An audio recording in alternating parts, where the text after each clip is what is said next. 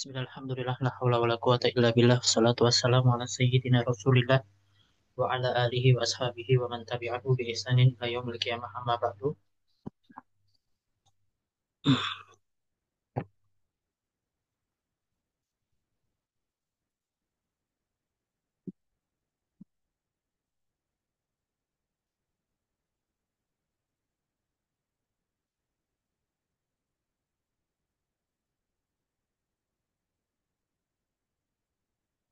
Oke, kita lanjutkan mengenai pembahasan marhalatul tahqiqil furud.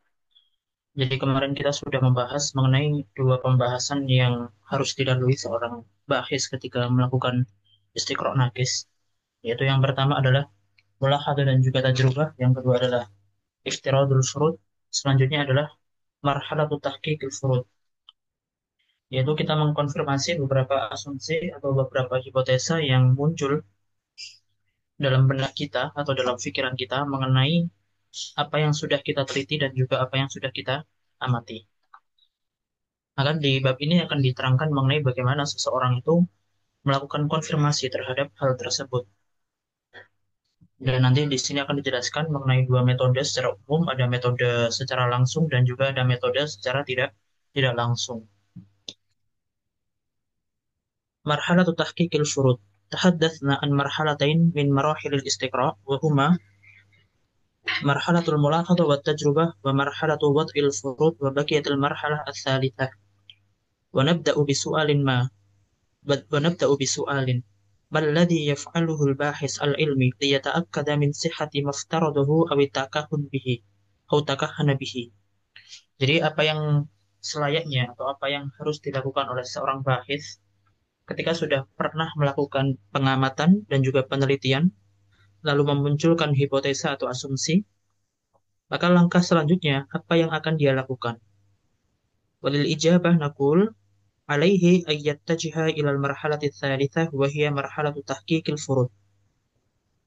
Wa li hadhihi al-marhalah tariqun mubashirun wa tariqun ghair mubashir. Kata beliau, maka selanjutnya atau step selanjutnya ketika seseorang sudah melakukan mulahadzah dan juga tajrubah, lalu juga melalui iftiradul furud, maka yang selanjutnya adalah tahqiq sihhatil furud atau tahqiqul furud. Dan tahqiqul furud ini bisa ditempuh dengan dua cara secara umum. Yang pertama, metode mubashir secara langsung. Yang kedua adalah metode yang tidak secara langsung. فإذا كانت الظاهرة قابلة لإخضائها للتجربة والملاحظات الدقيقة بحيث يتمكن الباحث من التدخل كلما أراد ذلك استخدم في تحقيقه للفروض الطريق المباشر. Jadi kalau misalnya objek yang diteliti tadi itu bisa diakses dengan panca indera atau bisa diakses dengan panca indera atau bisa mudah untuk diakses, maka eh, selayaknya seorang bahis tadi menggunakan torik mubashir. Tapi kalau misalnya objek yang dijadikan suatu penelitian itu susah untuk diakses dengan panca indera, maka satu-satunya cara adalah menggunakan torik ghair mubashir. Jadi torik mubashir ini khusus untuk sesuatu atau objek penelitian yang bisa diakses oleh panca indera atau mudah diakses oleh panca indera. Sedangkan torik ghair mubashir ini bisa digunakan untuk kedua-duanya, yaitu untuk yang mudah diakses dan juga untuk yang sulit diakses. Sedangkan yang pertama itu hanya digunakan untuk objek penelitian yang mudah diakses oleh panca indera saja. Amma idza ta'adzara alaihi ikhda'u adh-dhahirah lit-tajrib wal mulahadat fa alaihi ay yattajiha fi tahqiqatil lil furud ila tariqil ghair mubashir. Adapun ketika objek yang dijadikan penelitian tadi itu susah diakses oleh panca indera, maka selayaknya bagi seorang bahis tadi menggunakan torik ghair mubashir. Lalu di sini dijelaskan mengenai beberapa metode mubashir, yaitu metode yang digunakan secara langsung. Di sini beliau menawarkan 4 metode. Yang pertama adalah tariqatul ittifaq, tariqatul ikhtilaf, tariqatul tanggayur an-nisbi, lalu tariqatul bawaqi. Ini adalah 4 hal yang menjadi landasan seorang bahis untuk mengkonfirmasi benar dan juga tidaknya suatu hipotesa atau suatu asumsi yang sudah ia munculkan setelah melakukan pengamatan dan juga penelitian. Yang pertama, thoriqatul ittifaq. Apa itu thoriqatul ittifaq secara umum adalah at-talazum fil wuku' idza wujida wujida. Jadi ada talazum di dalam terjadinya ketika ilatnya itu ada, maka maklulnya itu harus ada. Ini adalah thariqatut talazum. Jadi thariqatut talazum itu adalah talazum fil wujud. Jadi ketika apa namanya? Ilahnya itu ada, maka melazimkan adanya maklul. Yang kedua adalah thariqatul ikhtilaf, ay at-talazum fit takhalluf idza lam yujad lam yujad. Kebalikan daripada thariqah yang pertama, thariqah yang kedua itu mengungkapkan bahwasanya ketika maklulnya tidak ada, maka mengharuskan, ya kan, mengharuskan ilahnya tidak ada, maka mengharuskan maklulnya juga tidak ada. Yang selanjutnya adalah thariqatut taghayyur an-nisbi, talazum fi nisbatit taghayyur biziyadah awin naqs. Jadi di sini ada apa namanya? Talazum, ada apa namanya? Ada relasi antara ziyadah dan juga nukson. Artinya ziyadah dan nukson adalah ketika ilahnya bertambah, maka maklulnya juga akan bertambah. Ketika ilahnya berkurang, maka maklulnya juga berkurang. Maka ini adalah namanya thariqatut taghayyur an-nisbi. Yang selanjutnya adalah thariqatul bawaqi, ai al-muqabalah bainal ma'lulat wal ilal ma'a mulahadatil baqi.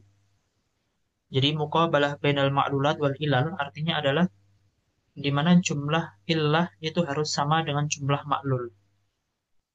Ma'a mulahadatil baqi, dengan kita memperhatikan sisa daripada illah dan juga maklul tadi. Nanti akan dijelaskan apa maksud daripada al-muqabalah bainal ma'lulat wal ilal ma'a mulahadatil baqi.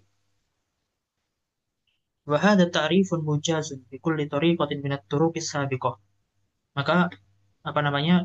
Di sini akan dijelaskan secara singkat mengenai beberapa hal yang berkaitan dengan 4 metode tadi, yaitu metode yang digunakan secara langsung, yang digunakan oleh seorang bahis ketika melakukan konfirmasi terkait furud atau terkait asumsi yang sudah dihadirkan ketika sudah melakukan penelitian dan juga pengamatan. Yang pertama, yaitu metode pertama adalah thariqatul ittifaq. Wa yu'abbiru anha bi annahu idza ittafaqat halatan aw akthar lidh-dhahirah al-murad bahsiha fi dharfin wahidin wa ikhtalafat fi ma 'ada dhalika min ad-dhuruf kana hadha ad-dharf al-wahid huwa illatul lidh-dhahirah aw ma'luliha. Jadi di sini dijelaskan idza ittafaqat halatan. Jadi ketika ada dua keadaan, au akthar atau lebih banyak. Ada dua keadaan atau lebih banyak lidh-dhahirah terkait suatu fenomena al-murad bahsiha yang menjadi objek penelitian fi dzarfin wahid, di tempat yang satu, di satu tempat. Wa ikhtalafat fi ma'ada dzalika min ad-dzuruf kana hadha ad-dzarf al-wahid, ya kan? Maka keadaan ini yang berbeda dengan banyak keadaan tadi itu diindikasikan sebagai illah atau diindikasikan sebagai maklul.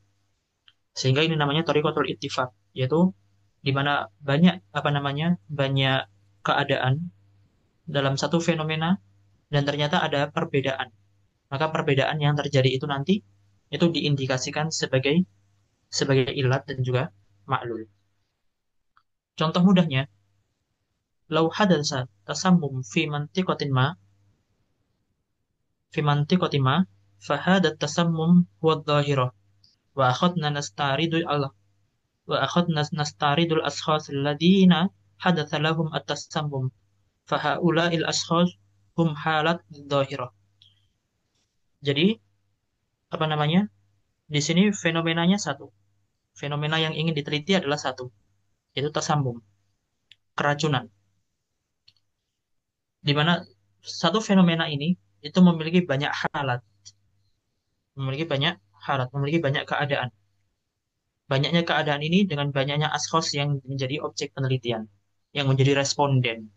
Jadi ada apa namanya? Ada dhahirah yaitu tasambum, keracunan massal, ya kan?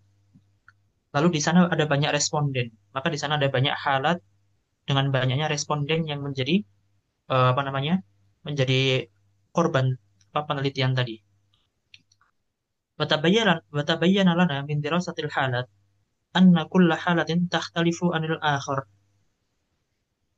atau anil ukhra. Jadi, keadaan orang yang satu, pribadi yang satu, individu yang satu, itu berbeda dengan keadaan individu yang lain.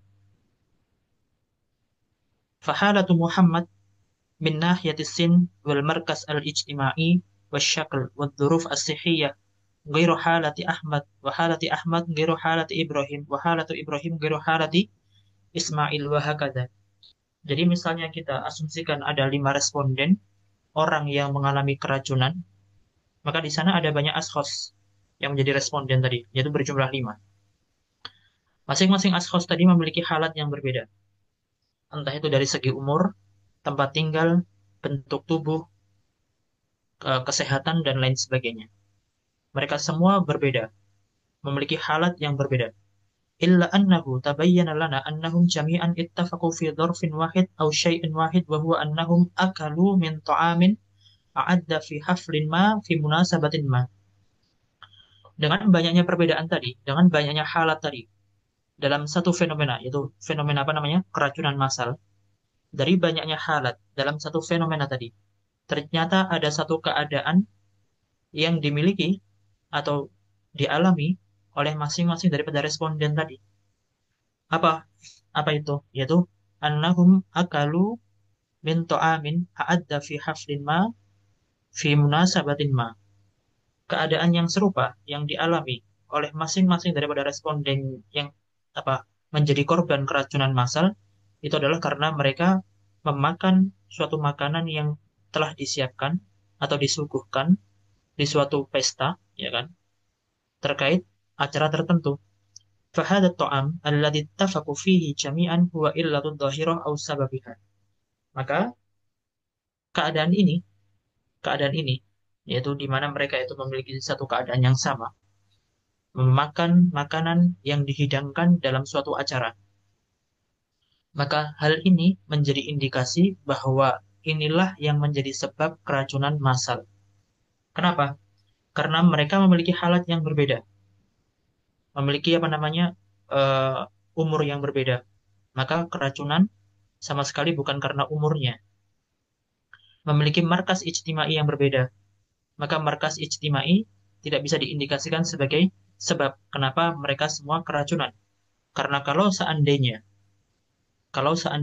mereka semua keracunan dan masing-masing mereka itu memiliki markas ijtimai yang berbeda, tentu hal tersebut tidak masuk akal.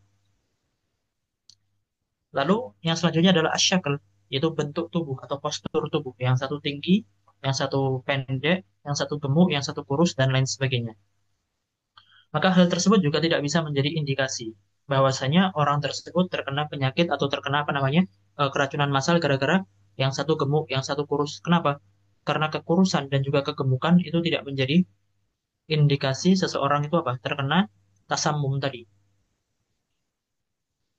Yang selanjutnya adalah ad-duruf sihiyah. Ad-duruf sihiyah ini adalah seperti imunitas. Yaitu apa?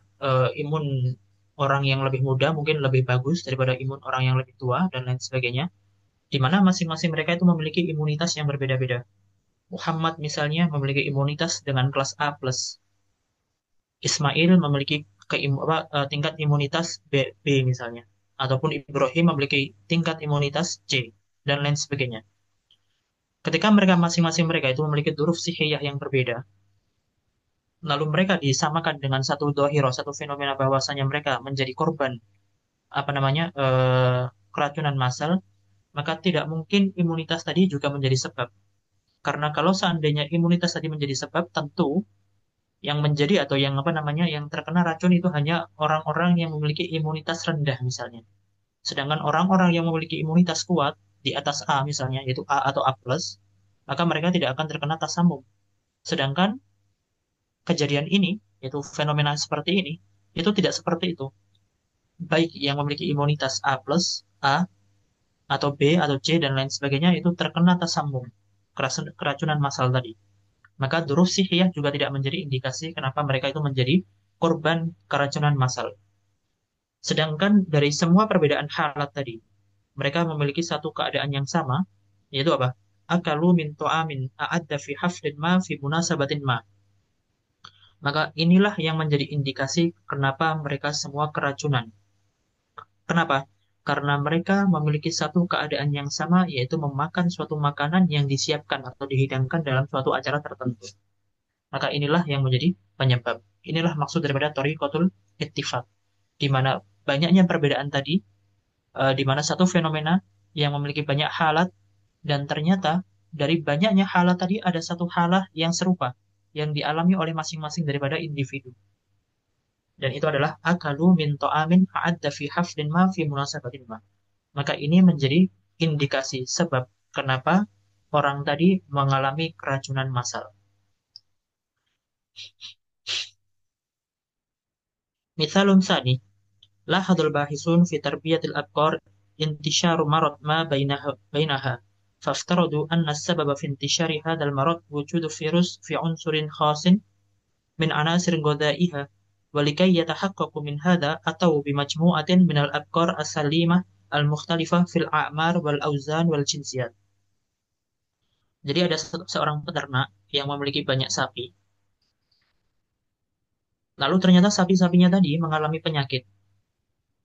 Setelah diamati oleh peternak tadi, setelah melakukan mulahadah dan juga penelitian, ya kan, meneliti atau melihat beberapa sapi tadi yang dimilikinya, dia mengasumsikan bahwasanya sapi-sapi saya ini semuanya mengalami sakit karena adanya virus dalam makanannya. Ini adalah asumsi awalnya yang bisa jadi benar dan juga bisa jadi salah. Lalu bagaimana seorang tadi, seorang apa namanya peternak tadi, untuk mentahkik, mengkonfirmasi bahwasanya apa yang dia asumsikan itu adalah benar.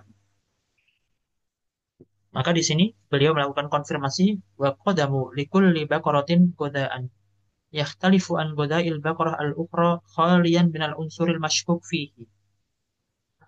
Maka dia melakukan konfirmasi, percobaan, melalui percobaan, yaitu memberikan makanan yang berbeda-beda terhadap setiap sapi.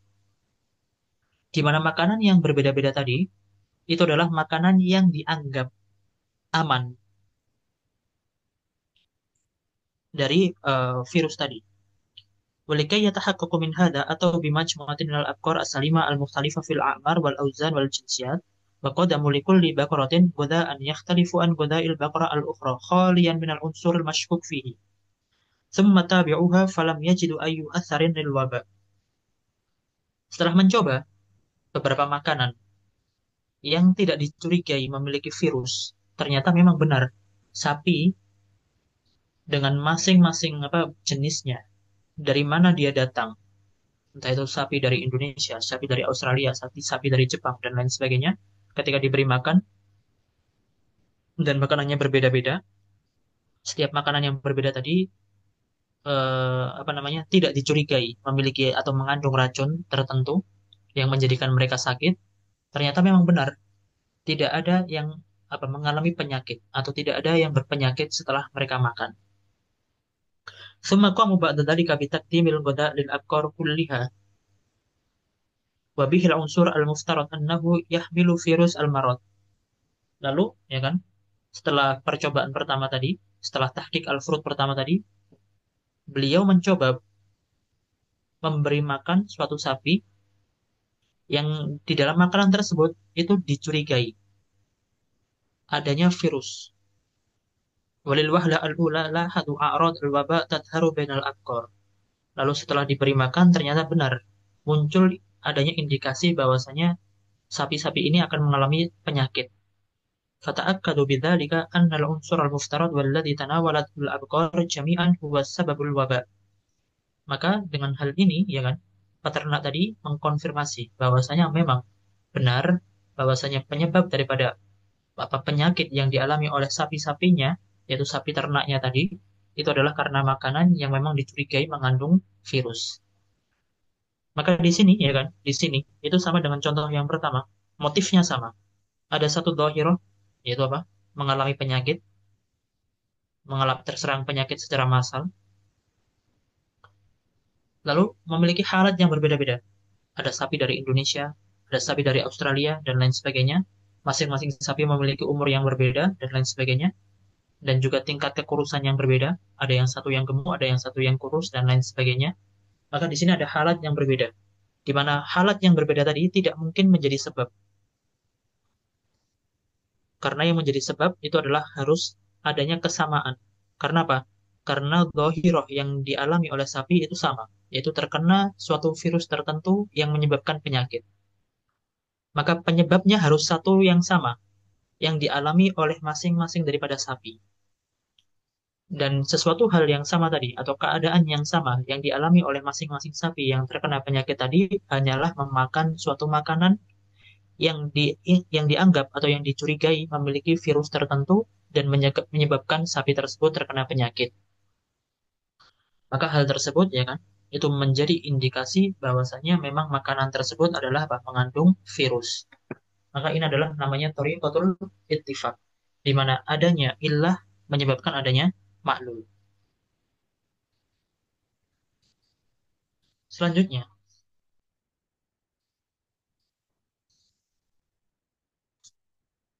wa hadhihi thariqah, ya kan?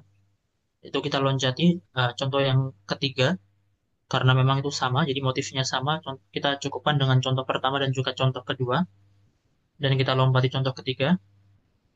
Wa hadhihi thariqah tanbani asasan ala talazum fil wujud bainal illah wa ma'luliha bihaitsu idza wujidatil illah wa hiya alif wujidal ma'lul wa huwa sin. Maka dari sini ya kan beliau menyimpulkan thariqatul ittifaq itu tanbani atau apa? Terbangun atas asas talazum fil wujud bainal illah wa ma'lul. Artinya ketika ada illah maka mengharuskan adanya ma'lul. Bihaitsu idza wujidatil illah wa hiya alif wujidatil ma'lul wa huwa sin. Dalam contoh tadi kita lihat maklulnya adalah tasammum dan juga marid atau al-marad. Jadi tasammum dan juga marad. Maka tasammum dan juga marad tadi, ya kan? Itu ada, itu ada. Karena apa? Dalam contoh pertama adanya tasammum karena apa? Karena memakan suatu makanan yang dihidangkan dalam suatu acara. Yang kedua, yaitu sama. Adanya marad yang dialami oleh sapi adalah karena sapi tadi memakan makanan yang dicurigai. Makanan tersebut mengandung virus tertentu yang menyebabkan penyakit tertentu. Maka ketika dua hal tadi ada, yaitu makanan dalam suatu acara atau yang dihidangkan dalam suatu acara, dan juga makanan sapi yang diindikasikan memiliki racun atau virus, di mana dua hal ini menyebabkan dua fenomena. Yang pertama adalah menyebabkan tasammum, keracunan massal.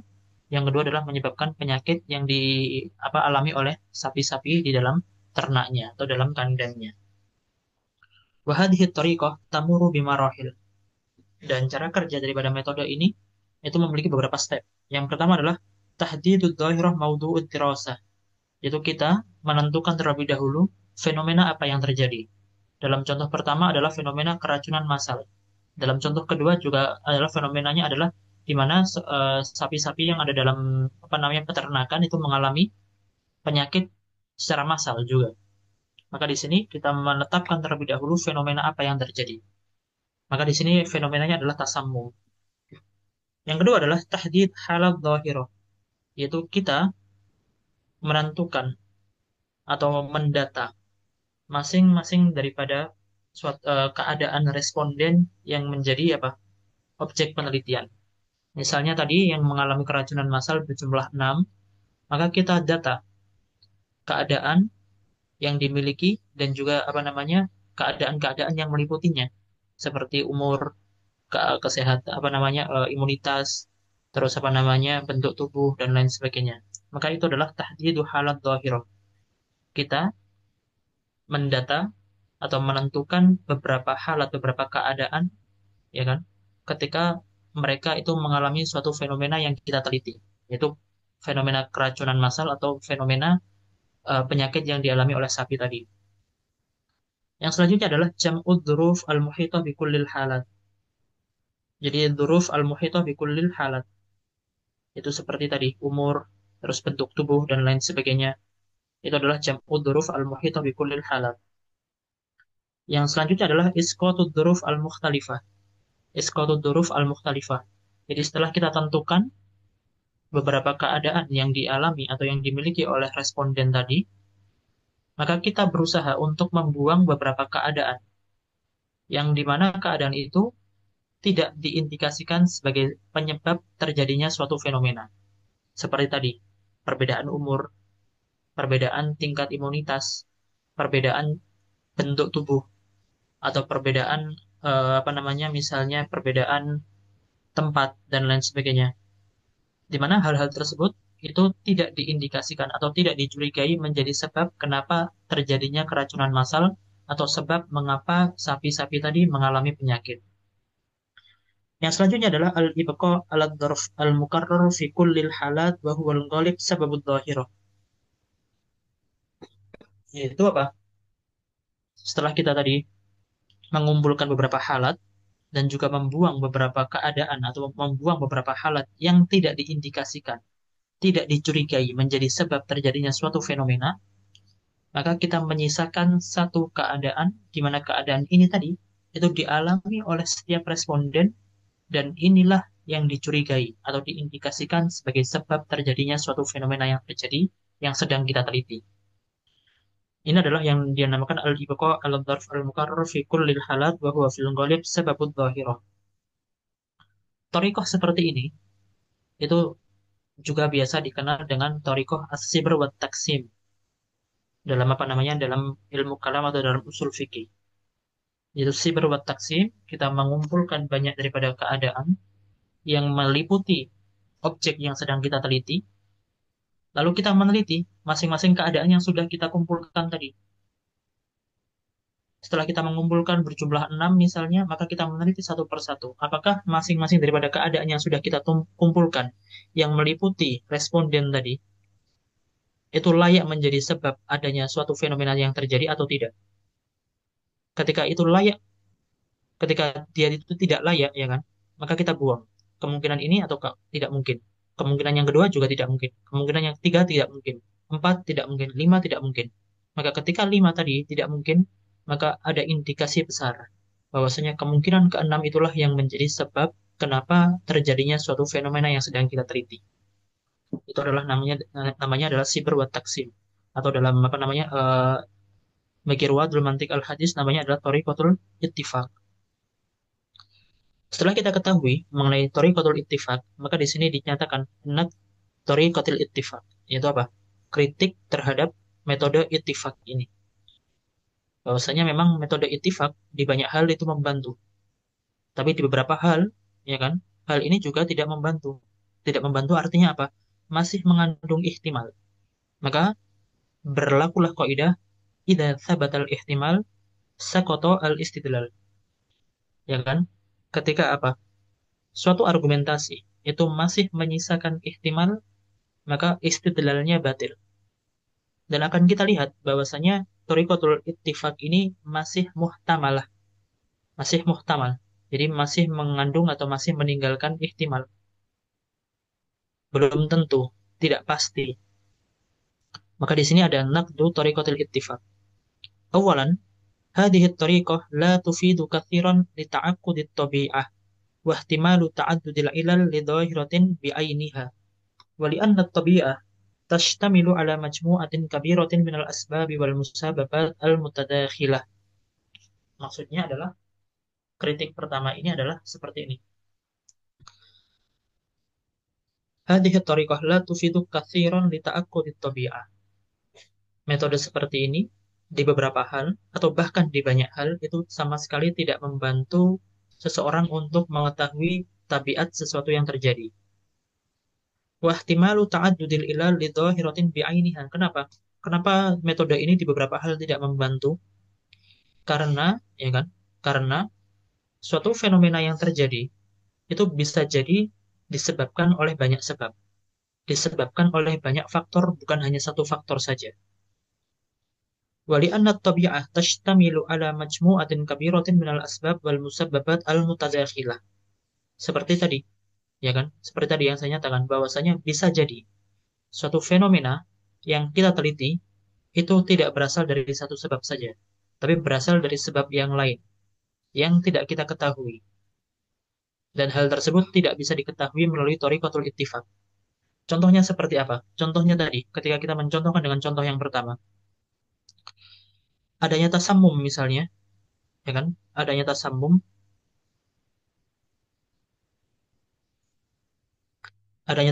di sini atau keracunan massal, di mana kita melihat responden tadi, banyaknya ashos yang mengalami keracunan massal tadi, di mana responden yang kita kumpulkan itu memiliki halat yang berbeda. Halat pertama berbeda secara umur, markas ijtimai, syakl, dzuruf sihiyah. Maka mereka memiliki apa? Halat yang berbeda-beda. Halat yang berbeda-beda. Dan mereka memiliki satu keadaan yang sama, apa itu? Yaitu mereka memakan makanan yang dihidangkan dalam suatu acara. Maka persamaan ini ya kan, melalui thoriqatul ittifaq itu menjadi indikasi atau menjadi indikasi apa namanya menjadi apa namanya bukti bahwasanya memang orang yang terkena keracunan massal itu dikarenakan ini tadi, memakan makanan yang dihidangkan dalam suatu acara. Maka pertanyaan yang muncul kemudian adalah, apakah memang makanan yang dimakan atau yang dihidangkan dalam suatu acara itu menjadi sebab satu-satunya seseorang mengalami keracunan atau bagaimana?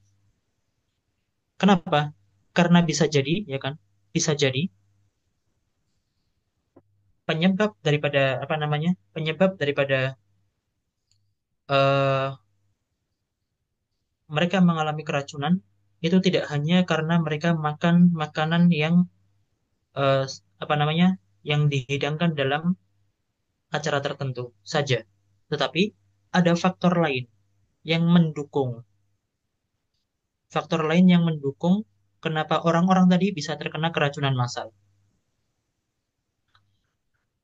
Misalnya di sini, ya kan, huruf sihiyah tadi, itu perbedaan apa namanya imunitas tadi, ya kan, perbedaan imunitas. Atau misalnya apa namanya orang-orang tadi, orang-orang yang menjadi apa namanya responden tadi, askos tadi, yang menjadi responden atau menjadi korban kena tasamum tadi, itu memiliki riwayat penyakit, misalnya, memiliki riwayat penyakit.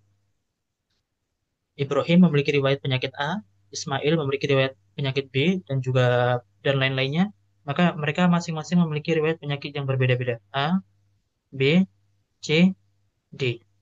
Seperti ini. Ini adalah halat yang berbeda juga, yaitu memiliki riwayat penyakit. A memiliki riwayat penyakit yang berbeda dengan B, B juga memiliki riwayat penyakit yang berbeda dengan C juga memiliki riwayat penyakit yang berbeda dengan D. Di mana bisa jadi, ya kan, bisa jadi riwayat penyakit yang dimiliki oleh masing-masing orang tadi, meskipun berbeda, itu menjadi madkhal kenapa orang itu mengalami tasambum. Artinya apa? Artinya adalah tidak selamanya, tidak selamanya halat wahidah yang dialami oleh masing-masing orang yang menjadi korban keracunan itu menjadi satu-satunya sebab kenapa orang tersebut mengalami keracunan. Kenapa? Karena bisa jadi dari 5 orang yang mengalami keracunan tadi, ya kan? Dari 5 orang yang mengalami keracunan tadi, yang orang yang kelima itu tidak mengalami keracunan. Kenapa? Karena dia misalnya tidak memiliki riwayat penyakit tertentu. Sehingga ketika mereka makan makanan yang dihidangkan di dalam suatu acara, mereka tidak terkena keracunan massal sebagaimana orang-orang yang memiliki riwayat penyakit tertentu. Maka di sini dijelaskan tadi, ya kan? Hadhihi thariqah la tufidu katsiran li ta'aqqudi tabi'ah. Kenapa? Lihtimali ta'addudil ilal li dhahiratin bi'ainiha. Karena ada ihtimal, ada kemungkinan, ya kan? Penyebab yang menyebabkan keracunan massal itu bukan hanya satu keadaan saja, tapi banyaknya keadaan yang dialami oleh si korban. Sehingga korban tadi ketika makan makanan tertentu, maka akan apa namanya merespon, racunnya akan merespon seperti itu. Tapi kalau misalnya mereka tidak memiliki riwayat penyakit, maka racunnya tidak akan apa? Racunnya tidak akan atau makanan atau sesuatu yang tidak sehat dalam makanan tersebut tidak akan apa namanya bereaksi dalam tubuh. Sehingga di sini adalah kritik awalnya. Kenapa? Karena satu keadaan itu bisa jadi disebabkan oleh banyak banyak illah, tidak hanya satu saja. Maka ini adalah kritik yang pertama.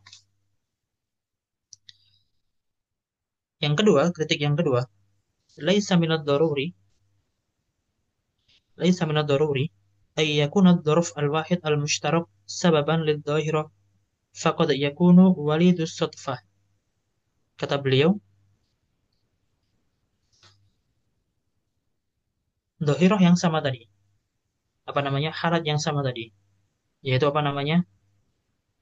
Ini tadi, mereka memakan makanan dalam yang dihidangkan dalam suatu acara tertentu. Ini adalah yang diindikasikan mengapa orang-orang tadi mengalami keracunan massal. Maka dalam kritik kedua, ya kan? Dalam kritik kedua itu dikomentari bahwasanya bisa jadi 5 orang tadi mengalami keracunan itu bukan karena makanannya, tapi karena memang secara kebetulan, ya kan? Jadi lima-limanya tadi mengalami keracunan, kok secara kebetulan mereka memakan makanan yang sama. Artinya apa? Artinya bisa jadi makanan yang dimakan dalam suatu acara tertentu tadi itu bukan madkhal untuk masuknya racun, tapi ada sebab lain yang menyebabkan mereka itu mengalami keracunan. Tapi kok secara kebetulan saja mereka memakan makanan yang sama di acara yang sama. Maka ini adalah apa? Ihtimal yang mungkin terjadi. Sehingga tadi, ya kan, idza thabatal ihtimal saqata istidlal. Maka dari dua apa namanya kritik tadi yang mengungkapkan adanya ihtimal lain, mengungkapkan adanya ihtimal lain yang menjadikan apa? Thariqatul ittifaq ini tidak selamanya bisa dijadikan landasan sebagai tahqiqul furud. Maka dari dua kritik ini, ya kan, dari dua kritik ini adalah dua kelemahan yang menjadi kelemahan daripada thariqatul ittifaq. Yang menjadi kelemahan daripada thariqatul ittifaq. Yang pertama adalah kelemahannya dhahirah yang diteliti itu bisa jadi sebab dari banyak illah. Yang kedua, ya kan? Yang kedua bahwasanya bisa jadi sesuatu yang diindikasikan, dicurigai sebagai sebab kenapa terjadinya keracunan massal itu hanya terjadi secara kebetulan. Kok kebetulan mereka yang keracunan makan di tempat yang sama? Di mana keracunan tadi itu bisa jadi karena sebab lain selain daripada makanan yang mereka makan di dalam tempat yang sama tadi. Maka ini adalah apa? Dua ihtimal yang masih belum bisa terjawab atau belum bisa apa namanya ditetapkan oleh thariqatul ittifaq. Selanjutnya adalah thariqatul ikhtilaf. Ini adalah kebalikan daripada yang pertama.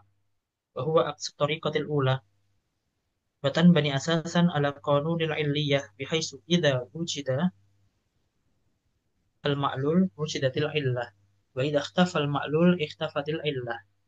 Wa qad haddada John Stuart Mill, yaitu John Stuart Mill, hadhihi at-tariqah biqaulihi idza ishtarakatil halatan allatan tujadu adh-dhahirah fi ahadihima wa la tujad fil ukhra fi jami'i ad-dhuruf ma ada dharfan wahidan la yujad illa fil halatil ula wahdaha fa inna hadha ad-dharf الوحيد الذي تختلف فيه الحالة هو نتيجة الظاهرة أو سببها أو جزء ضروري من هذا السبب ويرمز لهذه الضرورة ظاهرة بهذه الرموز.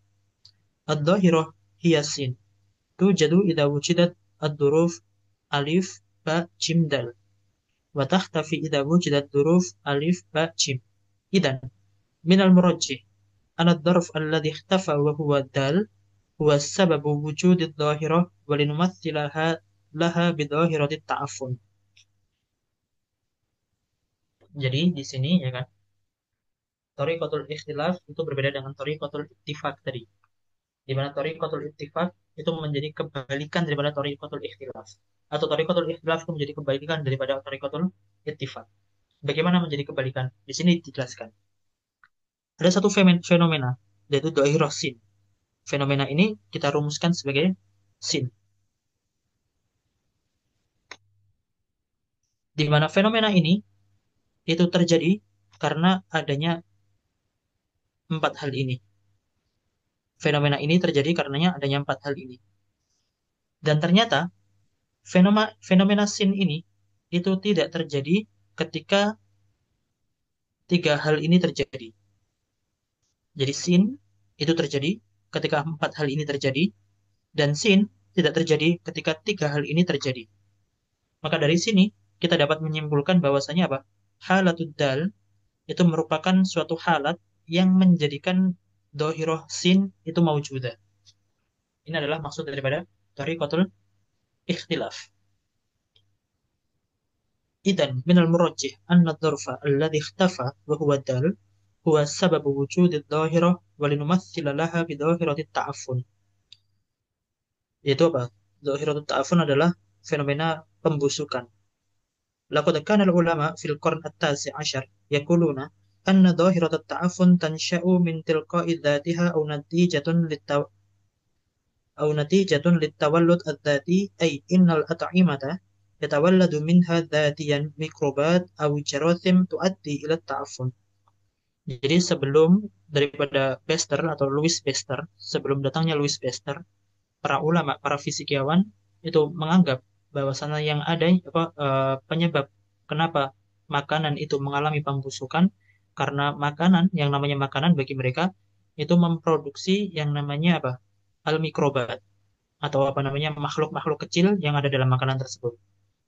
Jadi artinya apa? Roti itu setelah diproduksi, maka roti tersebut setiap harinya dia akan memproduksi secara zatnya. Artinya apa? Roti tersebut itu memproduksi mikrobat dalam dirinya sendiri.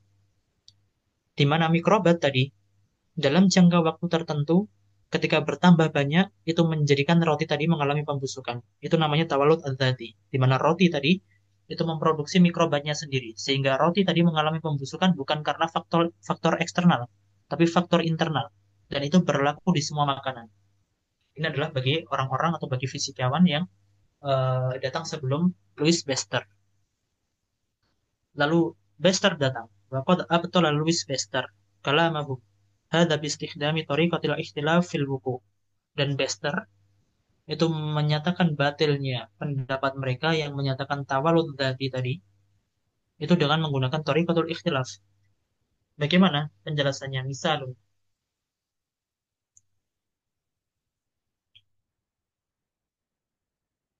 ahduru anbubatain muttafiqatain fi kulli dzuruf fil hajmi wasyakli wal madati allati suni'a minha wat ta'kim wad dzuruf al muhitah wal mahlul as-sukri al mawdu' bihima wa ahkumu iglaquhuma wa 'ada ilaihima ba'da fatratin falam yajid ayyu taghayyurin أي تغير يذكر ثم نزع انقطاع إحدى الأنبوبتين وتركهما وعاد إليهما بعد فترة فوجد أن الأنبوبة التي نزع انقطاعها قد تعرض السائل فيها للتعفن وبقي السائل في الأنبوبة الأخرى دون أي تغير يذكر.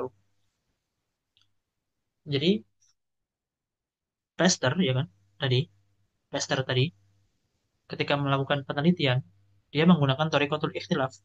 Bagaimana thoriqatul ikhtilafnya? Yaitu dia mendatangkan dua pipa atau dua wadah, ya kan? Mendatangkan dua wadah. Dalam wadah tadi itu ada makanan, misalnya roti. Dua wadah tadi, ya kan? Itu muttafaq fi jami'i ahwalihi. Besarnya, bentuknya, bahannya, apa namanya, tanggal pembuatannya dan lain sebagainya. Ala kulli hal semuanya memiliki kesamaan. Dan juga dua tempat tadi atau dua wadah tadi itu sama-sama tertutup. Setelah ditinggal oleh Pasteur, ya kan? Lalu Pasteur tadi kembali, dia tidak menemukan adanya pembusukan di dua makanan tadi, di dalam dua roti tadi. Tetapi ketika Pasteur tadi menggunakan dua anbubah yang sama, apa namanya, terbuat dari madah yang sama. Besar kecilnya juga sama. Tetapi Pester dalam apa namanya, dalam percobaan yang kedua, dia membuka salah satu daripada keduanya dan juga menutup yang lain. Apa namanya, lalu dia kembali untuk melihat apakah ada pembusukan dalam keduanya atau tidak. Ternyata setelah dia kembali mengecek, ada pembusukan di salah satu daripada roti tadi. Hal ini, ya kan, mengindikasikan bahwasannya ketika roti tadi ditempatkan di tempat yang terbuka, maka hal inilah yang menjadikan kenapa dia mengalami pembusukan. Dari penelitian ini, atau dari Thoriqatul Ikhtilaf ini, Pester menyimpulkan bahwasannya roti itu tidak mengalami tawalud dzati, tidak memproduksi mikrobatnya sendiri yang menjadikan dia mengalami pembusukan. Tetapi pembusukan yang ada dalam makanan, baik itu roti ataupun yang lainnya, itu bukan dari internalnya, bukan dari zatnya itu sendiri, tapi karena ada faktor eksternal yang mempengaruhi dia mengalami pembusukan. Lalu wa'adat tajrubah miraran wa tikraran wa kanat natijah wahidah fastantaja anna ta'afuna la ya'ti minad dakhil wa innama minal kharij bisababi hamlil hawa lil jarathim al-ghair al-mar'iyah. Jadi setelah penelitian berulang-ulang, dia yakin bahwasanya apa? Itu semua itu dialami oleh roti tadi itu karena adanya apa? Karena adanya al-jarathim. Itu adanya makhluk hidup yang sangat kecil tidak kasat mata yang dibawa oleh udara dan masuk di dalam rongga-rongga yang dimiliki oleh roti tadi. Sehingga roti tadi mengalami pembusukan. Wa nulahidu annal anbubain qad ittafaqu fi kulli dzuruf. Jadi apa? Anbubain tadi, dua wadah tadi itu memiliki kesamaan di semua sisinya. Entah itu bentuk, apa namanya, tanggal pembuatan, bahannya dari apa, dan lain sebagainya, mereknya sama misalnya, ya kan? Ma ada dorfan wahidan, selain daripada dorf yang satu saja. Apa itu? Yaitu salah satunya dibuka, salah satunya ditutup. Maka dari semua kesamaan tadi, hanya satu yang berbeda. Dan perbedaan ini menjadikan apa? Dua dohiroh tadi juga berbeda. Yang pertama mengalami pembusukan, yang kedua tidak mengalami pembusukan. Maka dari hal ini diindikasikan atau juga dipastikan bahwa bahwa pembusukan yang dialami oleh roti tadi itu bukan karena adanya tawalud dzati, karena kalau adanya tawalud dzati tentu tentu masing-masing daripada roti tadi, baik ditutup ataupun tidak, itu akan mengalami pembusukan. Kenapa? Karena pembusukan sama sekali tidak memiliki pengaruh eksternal, tapi pembusukan itu berasal dari internalnya. Karena roti tadi memproduksi yang namanya mikroba tadi, di mana mikroba tadi dalam jumlah tertentu akan menjadikan roti tadi mengalami pembusukan. Maka ini adalah thoriqatul ikhtilaf. Lalu di sini naqdu hadhihi thoriqah. Saya tidak tahu apa maksud daripada naqdu hadhihi thoriqah, karena yang saya tahu atau apa ya yang saya baca tadi, naqdu hadhihi thoriqah dalam kritik untuk thoriqatul ikhtilaf ini hanya apa namanya, sebenarnya bukan sebagai kritik. Nanti akan kita lihat thoriqatut takhalluf, thoriqatun tajribiyah bimakna al-kalimah wa hiya adakku minat thoriqatil ula. Jadi thoriqah yang kedua itu diklaim itu lebih bagus daripada thoriqah al-ula. Kenapa? Li'annahu minas sob an takhtalif ahwalu dhahira fi kulli dhuruf ma'ada dhurfan wahidan. Bainama yakunu minas sahl ittifaqu ahwali dhahira fi kulli dhuruf ma'al ikhtilaf fi dhurufin wahid. Ini adalah apa? Kenapa thoriqah kedua itu dinyatakan sebagai adak daripada thoriqah yang pertama? Sebabnya apa? Karena ketika kita meneliti suatu fenomena, ya kan? Ketika kita meneliti suatu fenomena, itu sangat sulit bagi kita untuk menemukan ahwal yang berbeda yang dialami oleh masing-masing daripada individu. Dan hanya menemukan satu keadaan yang sama saja. Tapi sangat mudah bagi kita, ya kan? Sangat mudah bagi kita ketika kita meneliti suatu dohiro, satu fenomena, itu menemukan ahwal yang serupa, lalu menemukan ahwal yang berbeda. Itu lebih mudah. Artinya apa? Artinya menggunakan torikoh kedua itu jauh lebih mudah dan jauh sering atau apa ya, menggunakan torikoh yang kedua itu sangat sering kita jumpai dalam keseharian kita daripada torikoh yang pertama. Sehingga hal ini dinyatakan sebagai adab. Sebabnya di sini kenapa? Li'annahu minas sha'b an tahtalifa ahwalud dhahirah. Itu kita sangat sulit untuk apa? Menemukan ahwalud dhahirah yang berbeda ketika kita menggunakan apa? Thariqatul ula. Tapi ketika kita menggunakan thariqatul tsani, hal tersebut lebih mudah dan lebih sering kita jumpai dalam apa? Dalam fenomena-fenomena yang ada dalam yang terjadi di sekitar kita. Wa ma'a afdaliyatiha 'alal ula illa anna ta'aqqud ad-dawahir wa kathratul ilal wal ma'lulat ma'a tadakhulihima yaj'alu minal asir al-ihtida ila ad-darf al-wahid alladhi bi ikhtifaihi tahtafi adh-dhahirah bi wujudihi tujad. Kata beliau, meskipun dengan menggunakan thariqah yang kedua itu jauh lebih mudah, jauh lebih sering kita jumpai yang ada di sekitar kita dengan fenomena-fenomena yang terjadi di sekitar kita. Tetapi thariqah yang kedua ini juga memiliki kelemahan yang dimiliki oleh thariqah yang pertama. Apa itu?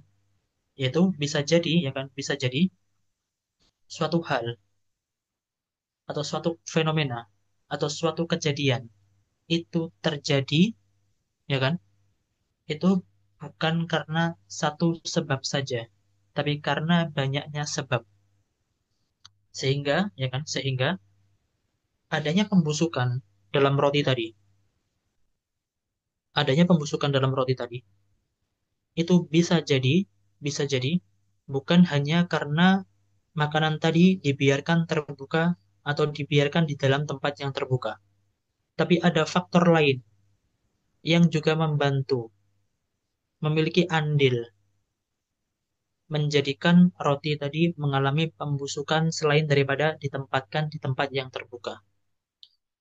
Jadi kata beliau, meskipun thariqah yang kedua itu dinilai lebih afdol dan juga lebih adak, lebih mudah kita jumpai dalam fenomena-fenomena yang terjadi di sekitar kita, tetapi thariqah yang kedua ini masih memiliki kelemahan yang dimiliki oleh thariqah yang pertama.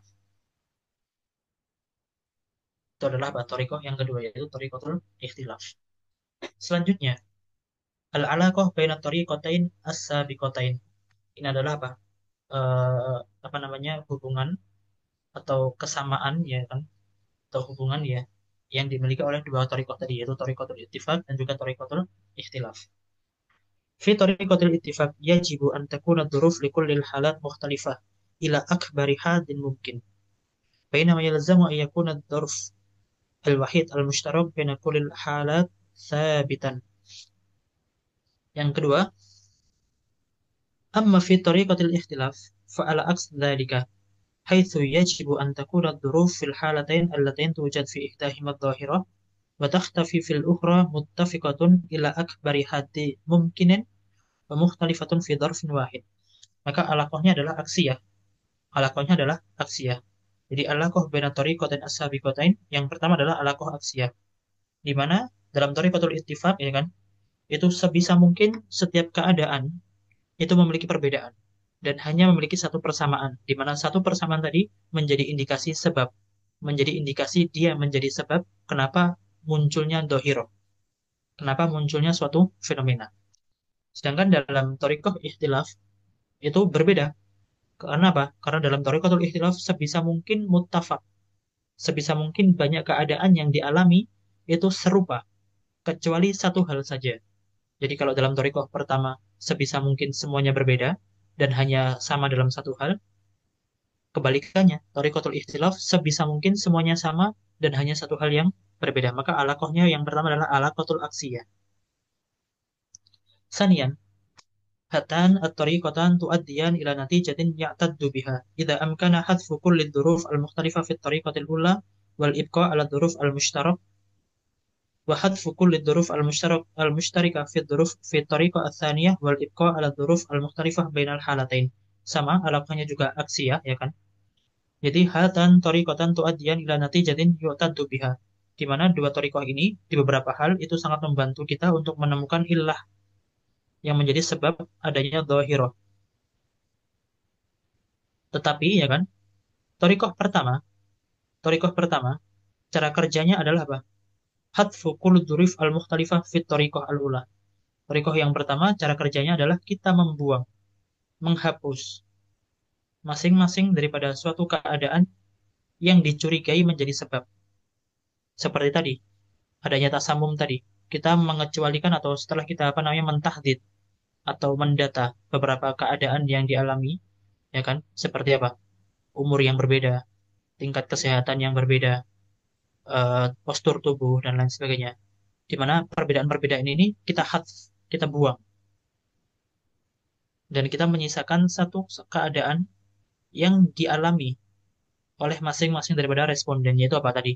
Memakan makanan dalam suatu acara tertentu. Sedangkan dalam thariqah tsaniyah, ya kan, kita membuang setiap sesuatu yang sama. Jadi kalau dalam thariqah ula, kita membuang setiap sesuatu yang berbeda. Tapi kalau dalam thariqah yang kedua, kita membuang setiap sesuatu yang sama. Maka alaknya juga aksia. Di mana alaqah aksia tadi, dengan alaqah aksia tadi, masing-masing daripada keduanya, masing-masing daripada dua thariqah, itu bisa mengungkap atau bisa memberitahukan kepada kita mengenai illah atau penyebab kenapa dhahirah tertentu itu bisa terjadi. Salisan, Thariqatul ikhtilaf aktsaru diqqatan wa yaqinan min thariqatil ittifaq. Kenapa? Li'annahu minas sahli 'alal bahis istib'adu darfin wahidin faqad liyara ma idza kanat adh-dhahirah takhtafi bihtifaiha amla. Jadi ini adalah wajhu afdhaliyah yang dimiliki oleh apa? Yang dimiliki oleh thariqah ats-tsaniyah, yaitu thariqatul ikhtilaf tadi, di mana kita lebih mudah atau lebih sering menjumpai fenomena-fenomena yang apa dicontohkan oleh thariqatul ikhtilaf daripada fenomena-fenomena yang dicontohkan oleh thariqatul ittifaq. Walidha tu'tabaru thariqatul ikhtilaf hiya thariqatut tajrubah li'anna al-bahis yatadakhalu fis siyar atau fis sayr at-tabi'i lid-dhahirah fayuhdafu ahadud dzuruf likai yara ma yatarattabu ala dzalik. Maka dari sini ya kan kita dapat simpulkan bahwasanya metode yang kedua itu juga termasuk metode yang digunakan dengan tajrubah, dengan apa namanya penelitian, di mana dengan hal tersebut seseorang bahis itu bisa menemukan ilahnya. Bagaimana cara kerjanya? Yaitu menghadzaf atau membuang sesuatu yang musytarikah dan menetapkan sesuatu yang berbeda. Ini adalah thariqatul ikhtilaf. Selanjutnya yaitu thariqah yang ketiga, metode yang ketiga yang digunakan oleh seseorang untuk melakukan tahqiq sihhatil furud. Itu apa? Thariqatut talazum fit tanggoyur atau thariqatut tanggoyur an-nisbi. Wa qad haddadaha John Stuart Mill fil ati. Inad dhahirata allati tatagayyaru ala nahwin ma kullama tagayyarat dhahirah ukhra ala nahwin khas. Tu'addu sababan aw natijatan li hadhihi adh-dhahirah aw murtabitatun biha bi naw'in min al-alaqah as-sababiyyah. Wa tanbani hadhihi at-tariqah ala at-talazum baina al-illati wal ma'lul fakullama hadasa taghayyurun fil illah hadasa taghayyurun bi nafsin nisbah fil ma'lul. Jadi ini adalah apa? Asas daripada tariqah yang ketiga. Ini adalah asasnya. Wa tanbani hadhihi at-tariqah ala at-talazum bainal illah wal ma'lul. Harus ada talazum bainal illah wal ma'lul. Jadi pertama kali ketika kita menggunakan thariqah yang ketiga, ya kan, yaitu thariqatut talazum fit tanggoyur atau thariqatut tanggoyur anisbi, kita harus mempercayai adanya talazum bainal illah wal ma'lul. Karena tanpa adanya ilal ini, kita tidak bisa menggunakan apa? Thariqah yang ketiga tadi. Bagaimana penjelasannya? Kita harus mempercayai atau meyakini adanya talazum bainal illah wal ma'lul, lalu kita baru bisa menggunakan thariqah yang ketiga. Penjelasannya adalah karena di sini dijelaskan kullama hadasa tanggoyur fil illah hadatsa tanggoyur binafsin nisbah fil ma'lul. Karena kalau seandainya dalam illah yang sudah ditentukan itu mengalami tanggoyur, maka sudah pasti dalam maklulnya itu juga mengalami tanggoyur sebagaimana illah tadi mengalami tanggoyur. Maka di sini diberikan contoh. Falau ftaradna anna hunaka 'alaqatun baina sadiratil bilad wa waridatuha wa baina ra'sumalil bilad fayumkinuna an nastantija annahu kullama kathrat sadiratil bilad wa qallatil waridat zada ra'sumal bilad wa kullama qallatis sadirat wa zadatil waridat qalla ra'sumalil bilad. Jadi di sini ya kan, di sini itu dicontohkan anna hunaka 'alaqatun, di sana ada hubungan, ada relasi sebab akibat antara sodiratul bilad wa waridatuha. Sodirat itu apa? Sodirat itu artinya mengekspor. Jadi apa namanya? Suatu negara itu memiliki produktivitas yang tinggi sampai-sampai dia mampu mengekspor. Wa waridatuha, dan mereka mengimpor, apa namanya? Mengimpor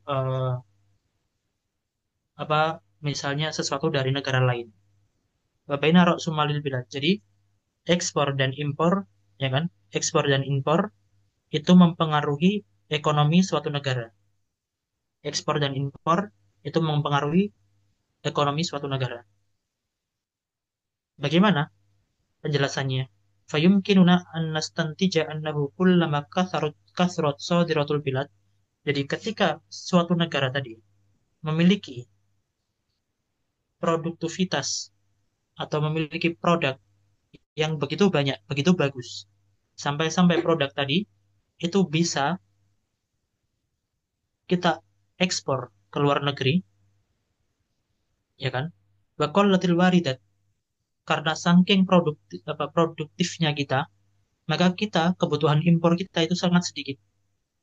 Jadi ketika suatu negara dengan produktivitasnya yang tinggi itu bisa mengekspor di dalam banyak bidang dan dia hanya mengimpor dalam sekelumit daripada beberapa bidang, ya kan? Maka hal tersebut mempengaruhi ekonomi negara tersebut, ya kan? Ketika ekspornya banyak, impornya sedikit, maka ekonomi negara tersebut itu baik. Tapi ketika impornya ekspornya sedikit tapi impornya banyak, maka hal tersebut menjadi indikasi negara tersebut itu apa? Miskin. Jadi apa namanya kita bisa apa namanya menganalisis miskin dan juga tidak miskinnya suatu negara itu salah satunya apa? Dengan melihat presentase ekspor dan juga impornya.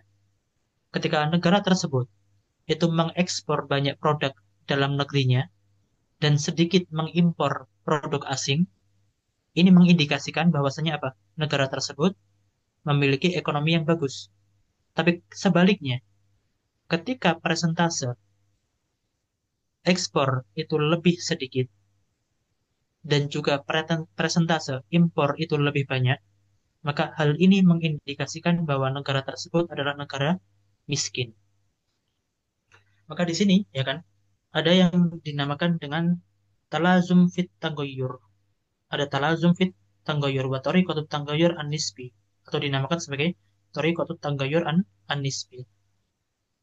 Di mana kita bisa mengindikasikan, ya kan, kita bisa mengindikasikan eh, penyebab daripada kenapa negara itu memiliki ekonomi yang bagus atau kenapa negara tersebut itu memiliki ekonomi yang buruk. Hal tersebut bisa kita apa namanya lacak sebabnya melalui apa? Tingkat tinggi dan juga rendahnya ekspor dan juga impor yang dilakukan oleh negara tersebut. Maka ini adalah tariqatun talazum fit tagoyur. Jadi apa namanya ketika ilahnya tadi, ya kan? Ketika ilahnya tadi itu mutanggoyir, itu berubah, maka maklulnya juga berubah. Contohnya apa? Contohnya di sini tadi, yaitu ketika apa namanya ilahnya tadi, yaitu ekspor dan juga impornya, ekspornya meningkat, impornya sedikit, maka melazimkan apa? Melazimkan roksumalnya baik. Tapi kalau ekspornya sedikit, impornya banyak, maka melazimkan apa? Melazimkan bahwasanya negara tersebut miskin. Maka di sana ada tanggoyur nisbi. Ketika ilahnya berubah, maka maklulnya juga berubah. Ilalnya tadi apa? Ekspor dan juga impor. Maklulnya adalah apa? Banyak dan sedikit-sedikitnya kekayaan suatu negara. ketika ekspor dan impornya berubah, maka banyak dan juga sedikitnya keuangan negara juga akan berubah. Ini adalah maksud daripada Thariqatul Talazum fit Tangguyur atau Thariqatul Tangguyur An-Nisbi.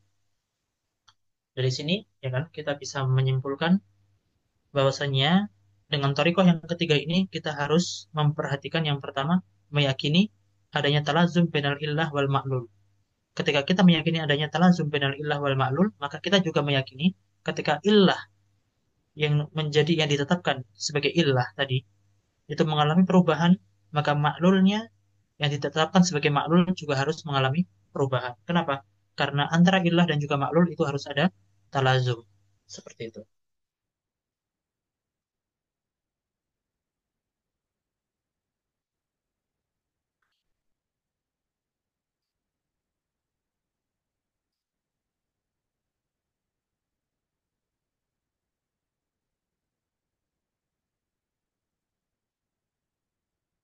Selanjutnya di sini ada apa namanya? Naqdu tariqatu tangguyur an-nisbi. Jadi kita tidak membaca misal yang sani atau misal yang salis dan lain sebagainya. Kita mencukupkan dengan satu misal saja. Lalu kita apa namanya? Membaca naqdu tariqatu tangguyur an-nisbi, yaitu kritik terhadap apa? Terhadap Tanggoyur An-Nisbi, kritik terhadap metode Tanggoyur An-Nisbi. Tariqatut Tanggoyur An-Nisbi adalah tariqatun daqiqatun tusaidu katsiran ala iksyafil qawanin li'annaha ta'tamidu ala talazum bainal illati wal ma'lul. Kata beliau, metode yang kita gunakan yaitu metode ketiga ini, yaitu tariqatut Tanggoyur An-Nisbi, itu di banyak hal sangat membantu, di banyak hal sangat sangat membantu. Kenapa? Karena tariqah ini itu ya tamidu ala talazum bainal illah wal ma'lul, adanya talazum bainal illah wal ma'lul. Sehingga thariqah ini di banyak hal sangat membantu. Wa tabayyana silah bainahuma kammiyan. Dan kita juga akan mengetahui ketika kita mempercayai adanya talazum bainal illah wal ma'lul, maka di sana ada silah, ada hubungan antara illah dan ma'lul secara kuantitas. Jika kuantitas illahnya itu naik, maka kuantitas ma'lulnya juga sama akan naik. Tapi ketika kuantitas illahnya menurun, maka juga kuantitas ma'lulnya juga menurun. Wadat bituha bidiqqah, di mana hal tersebut itu akan apa namanya menyuguhkan yang namanya kerincian. Jadi metode ini menyuguhkan suatu hal yang rinci dalam apa? Menetapkan ada dan juga tidak adanya suatu illah. Walida yasta'inu bihal ulama wa bi khasatil ulama at-tajribiyun. Wa hiya tamtazu an ghairiha bi annaha tu'abbiru anil qawanin bin nisabin adadiyah.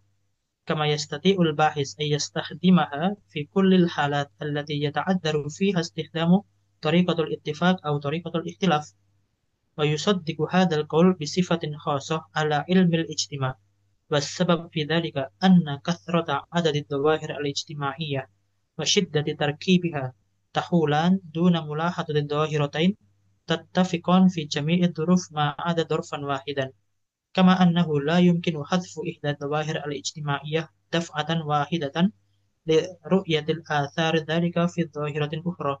أما فيما يتعلق بطريقة التغير النسبي فالأمر أكثر يسرا. Kata beliau, kenapa metode ketiga ini itu menjadi metode yang bagus dan juga apa namanya menyuguhkan dikoh, adanya apa kerincian di dalam melakukan suatu istidlal.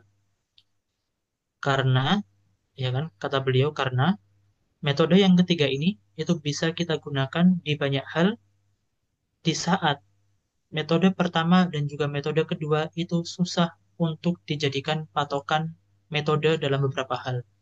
Jadi, kata beliau, metode pertama dan metode kedua itu di beberapa hal itu apa? Susah untuk diterapkan. Ketika metode pertama dan juga kedua itu di beberapa hal susah untuk diterapkan, maka metode ketiga ini itu bisa menjadi alternatif yang bagus untuk menggantikan metode pertama dan juga kedua. Kata beliau seperti itu.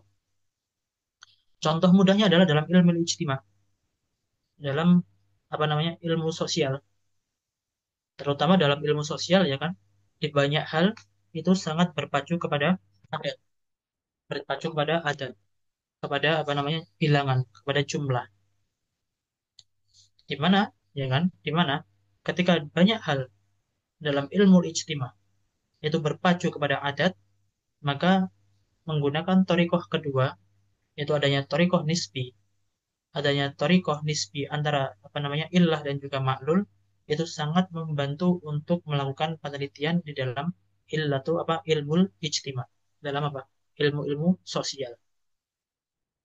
Kenapa? Karena di apa namanya dalam ilmu sosial kita itu sangat sulit untuk mengumpulkan banyak huruf yang serupa atau sulit untuk mengumpulkan banyak huruf yang berbeda karena saking banyaknya huruf, sehingga hal tersebut tidak memungkinkan bagi kita atau sulit bagi kita untuk menggunakan torikoh yang pertama dan juga torikoh yang kedua, di mana torikoh pertama dan juga kedua itu mengharuskan apa?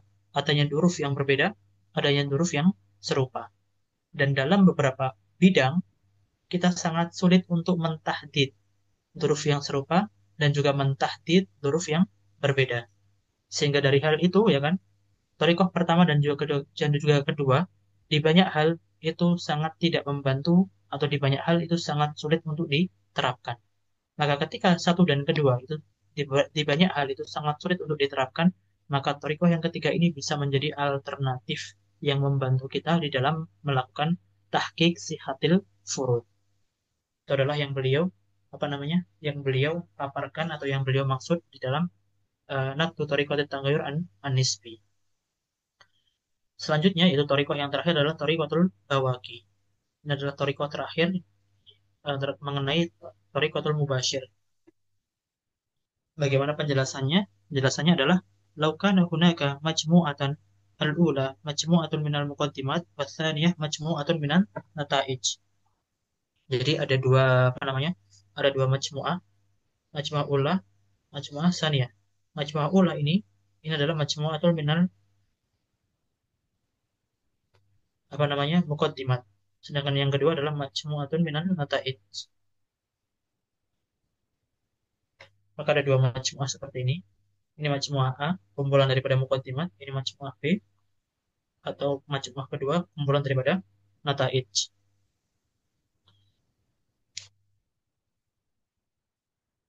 Wa amkanana irja'u kullin nata'ij ma'ada natijatin wahidah ila kullil muqaddimat ma'ada muqaddimatin wahidah. Faminal murajjih anna natijat al-baqiyah bainaha wa bainal muqaddimah al-baqiyah alaqah. Maksudnya adalah ketika di sini kita asumsikan di sana ada apa namanya? Ada tiga mukaddimah dan juga ada tiga nataij, ya kan?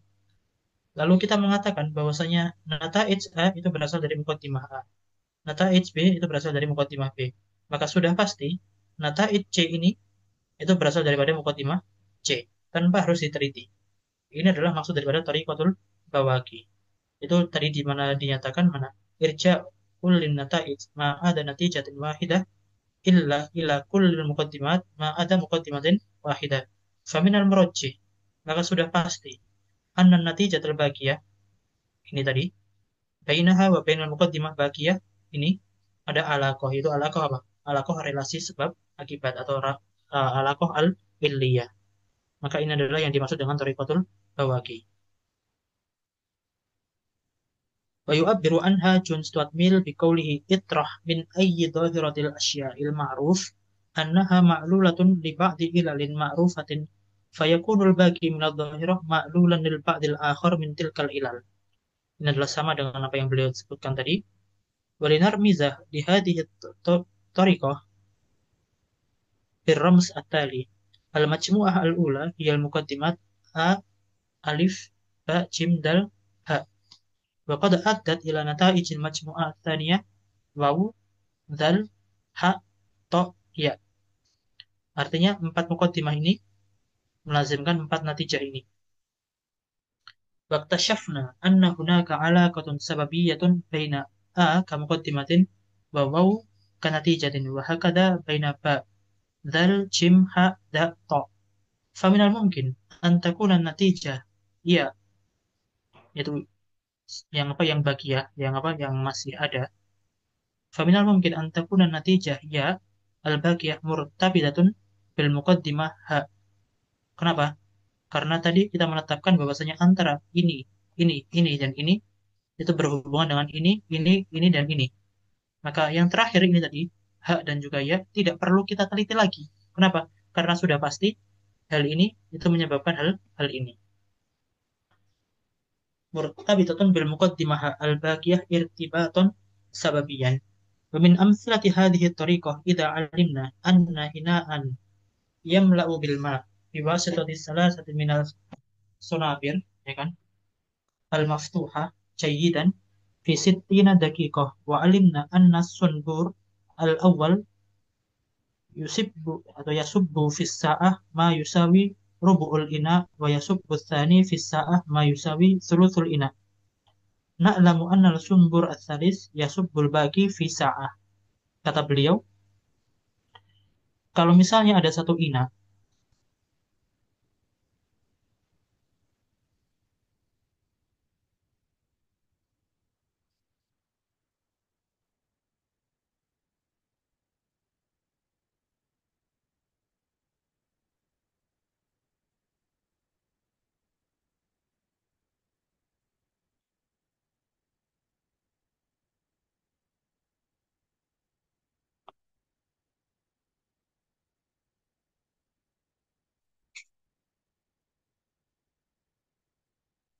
kalau misalnya ada satu ina,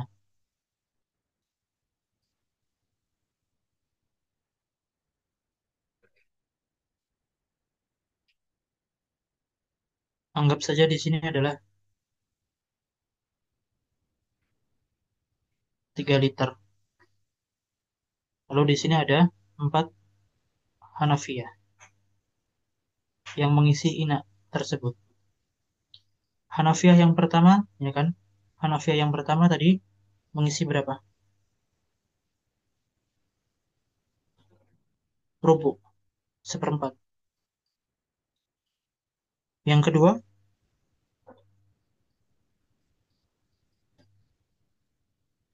sepertiga. Maka tentu sisanya, ya kan? Sisanya itu pasti diisi oleh ina yang ketiga ini. Jadi misalnya kalau seperempat jadi berapa?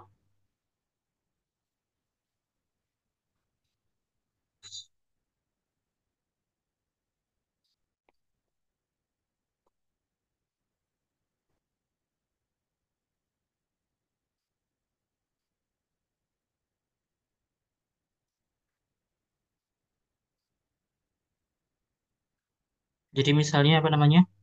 eh, Keran yang pertama itu mengisi seperempat atau 3/12.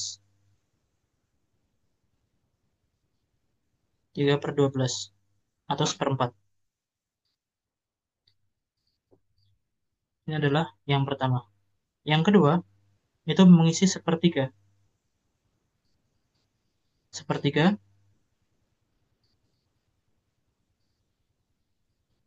itu sama dengan 4/12.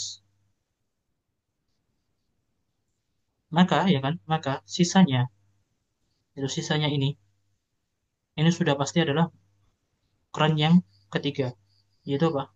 5/12. Sepertiga ini adalah berapa? 4/12. Seperempat ini adalah 3/12.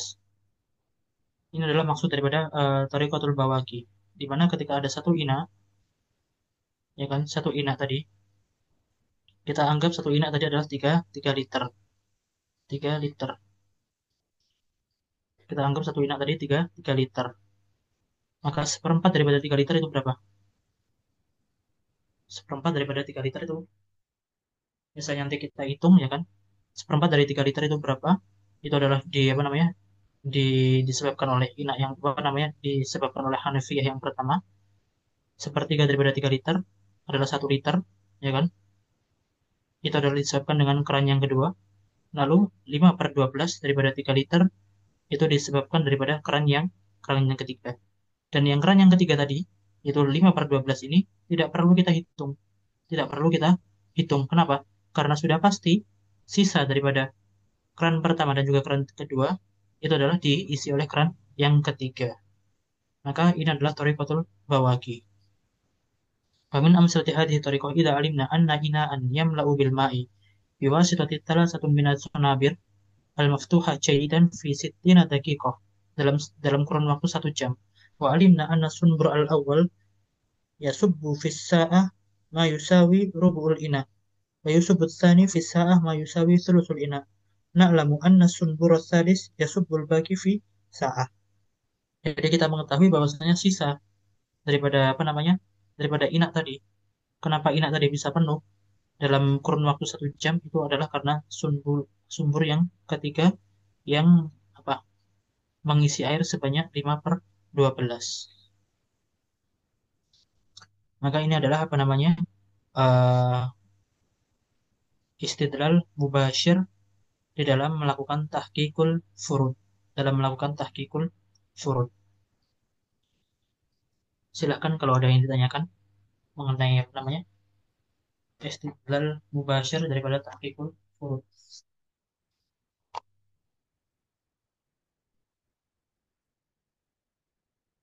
Eh, Assalamualaikum Ustaz. Izin nanya, Ustaz. Waalaikumsalam. Silakan. Tadi kan kita bahas ada apa? At-Tariq al-Mubashir, wa Tariq ghair al-Mubashir fi tahqiq al-furud. Nah, dari Iya, kemarin kita bahas bahwa furud itu al-fardul ilmi. Ini pas maksudnya tahqiq furud al-ilmi saja. gimana? Ini maksudnya tahqiqul furud di sini itu semua furud yang kita bahas kemarin atau hanya terkhusus kepada tahqiqul furud al-ilmi aja. Tahqiq furud al-ilmi. Oh, oke. Nah, dari tahqiqul furud kemarin, dari furud sendiri, itu kan masih perandai-andaian, belum masih ihtimal bahasanya. Nah, Iya, kemudian eh, di sini dibahas tahqiqul furud dan ini juga tidak berhasil kepada istidlal karena masih ihtimal juga dengan iya. adanya naked yang diberikan kepada masing-masing dari thariqah mubashir ini. Lalu bagaimana apakah kita menggunakan apa torikoh-torikoh yang ada ini atau tidak? Kan sudah dinaket juga gitu. Seakan-akan ini enggak valid, enggak apa bahasanya, enggak bisa dijadikan apalah secara sepenuhnya. Ya, bisa dijadikan rujukan secara sepenuhnya. Tapi apakah Oke. kita bisa menggunakan itu seharian? Oke, terima kasih atas pertanyaannya. Jadi tadi kita mengungkapkan ya kan, kita mengungkapkan bahwasanya di sana ada empat apa namanya metode atau empat tahqiq al-furud. Pertama adalah thariqatul ittifaq, kedua adalah ikhtilaf, yang ketiga adalah tabayur nisbi, yang selanjutnya adalah bawaki. Dalam beberapa metode tadi itu adalah naketnya, terutama dalam metode pertama yaitu thariqatul ittifaq dan juga ada naketnya juga dalam thariqatul ikhtilaf, di mana kedua metode ini memiliki kesamaan, yaitu apa? Ada kemungkinan adanya apa? Tadakhul fi ma'lulin wahid. Ini adalah ihtimal yang masih ada apa? Karena ketika kita menggunakan apa? Thariqah pertama dan juga thariqah kedua. Thariqah pertama lebih parah. Tidak hanya tadakhulul illa fi ma'lulin wahid, tapi thariqah pertama juga memiliki ihtimal lain berupa apa? Adanya sudfah atau ittifaqiyan. Ittifaqiyan itu artinya apa? Secara kebetulan. Secara kebetulan. Maka adanya sudfah ini adalah ihtimal yang di apa hasilkan oleh thariqatul ittifaq dan juga tadakhulul illah juga merupakan apa namanya sesuatu yang dihasilkan oleh thariqatul ittifaq. Thariqatul ikhtilaf dia lebih afdol daripada thariqah yang pertama. Selain lebih mudah, ya kan? Dia hanya memiliki ihtimal satu saja, yaitu apa? Kelemahannya dalam satu hal, yaitu tadakhulul illah fi ma'lulin wahid. Maka pertanyaan yang muncul kemudian adalah, ini merupakan metode yang kita gunakan untuk tahqiqul furud. di mana furud tadi kita nyatakan sebagai sesuatu yang masih muhtamalah. Bagaimana kita menentukan sesuatu yang muhtamalah dengan metode yang masih melahirkan sesuatu yang masih muhtamalah juga? Maka ini tidak bisa menjadi apa? Tidak bisa menjadi istidlal. Kenapa? Karena berlaku kaidah apa tadi? Idza tsabatal ihtimal,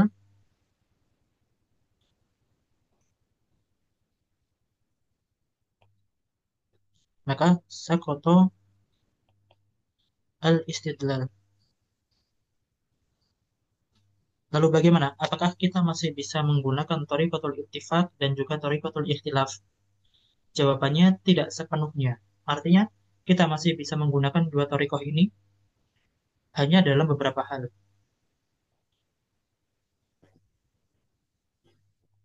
Dalam beberapa hal, dua thariqah ini bisa dipercaya, bisa digunakan dalam beberapa hal saja. Tapi di beberapa hal yang lain, dua thariqah ini masih apa? Masih apa namanya? Melahirkan yang namanya ihtimal. Sehingga kita sebagai bahis harus pandai-pandai mengetahui objek apa yang kita teliti. Itu yang pertama kali harus kita tentukan atau kita ketahui objek apa yang kita teliti. Dalam bidang apa kita meneliti sebagai bahis. Ketika kita melakukan istiqra' nakis, setelah melakukan mulah atau tajrubah dan juga melakukan iftiradul furud, maka sebagai bahis kita harus mengetahui terlebih dahulu bidang apa yang sedang kita tekuni, bidang apa yang sedang kita teliti. Setelah hal tersebut kita ketahui, ya kan, dari situ kita bisa menentukan tahqiq furud seperti apa yang harus kita gunakan untuk mengkonfirmasi furud atau mengkonfirmasi iftiradul furud yang muncul dalam benak kita. Maka jawabannya tadi, ya kan, apakah kita bisa menggunakan? Bisa, dalam beberapa hal saja. Karena apa? Karena dua hal ini di beberapa hal yang lain itu muhtamal, masih mengandung ihtimal, masih melahirkan ihtimal. Sehingga dua hal ini di beberapa hal itu tidak bisa digunakan. Kenapa? Karena sakoto istidlal idza sabatal ihtimal. Dan hal ini bisa digunakan hanya di beberapa hal saja. Hanya di beberapa hal saja. Hanya di beberapa bidang saja. Sehingga bagi seorang bahis atau seorang peneliti ketika melakukan suatu penelitian dan juga pengamatan lalu mengapa namanya memunculkan asumsi-asumsi dasar, hipotesa awal, maka dia harus pandai-pandai dalam menentukan objek yang sedang ia teliti, sehingga dia bisa menentukan metode seperti apa yang dia gunakan ketika melakukan tahqiq sihatil furud. Jadi seperti itu. Semoga menjawab. Ada yang lain?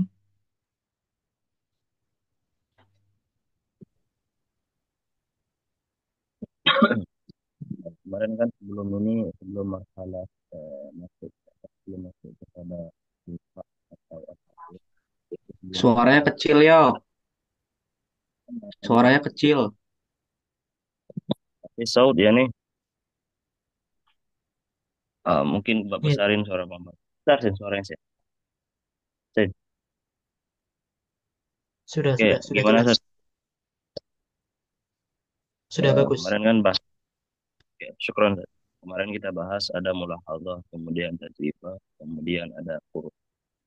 Mungkin mau mengaktifkan aja apakah tiga marhalah ini saling berkaitan gitu. Dalam artian ketika pertama kali kita itu mulahadhah, kemudian tajribah, kemudian eh, furud dan apa falsafah, kemudian tahqiqul furud. Apakah ini berurutan gitu atau satu di antaranya bisa dipisahkan dalam menganalisa sesuatu.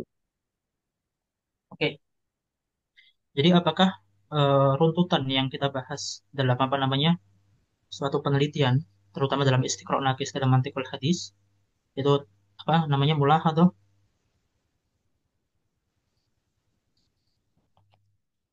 atau tajrubah, ya kan? Hal ini tidak bisa dipisahkan karena mulahadhah dan juga tajrubah itu adalah dua hal dalam satu hal yang sama, dalam satu hal. Jadi apa? Seperti dua wajah koin atau dua muka koin dalam satu koin yang sama. Mulahadhah dan juga tajrubah, lalu apa? Iftiradul furud, lalu adalah tahqiq sihatul furud.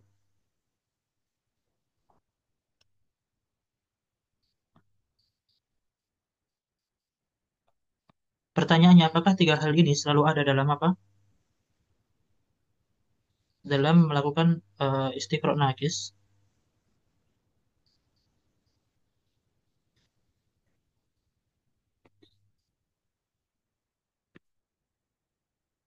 atau tiga hal ini tidak selalu ada?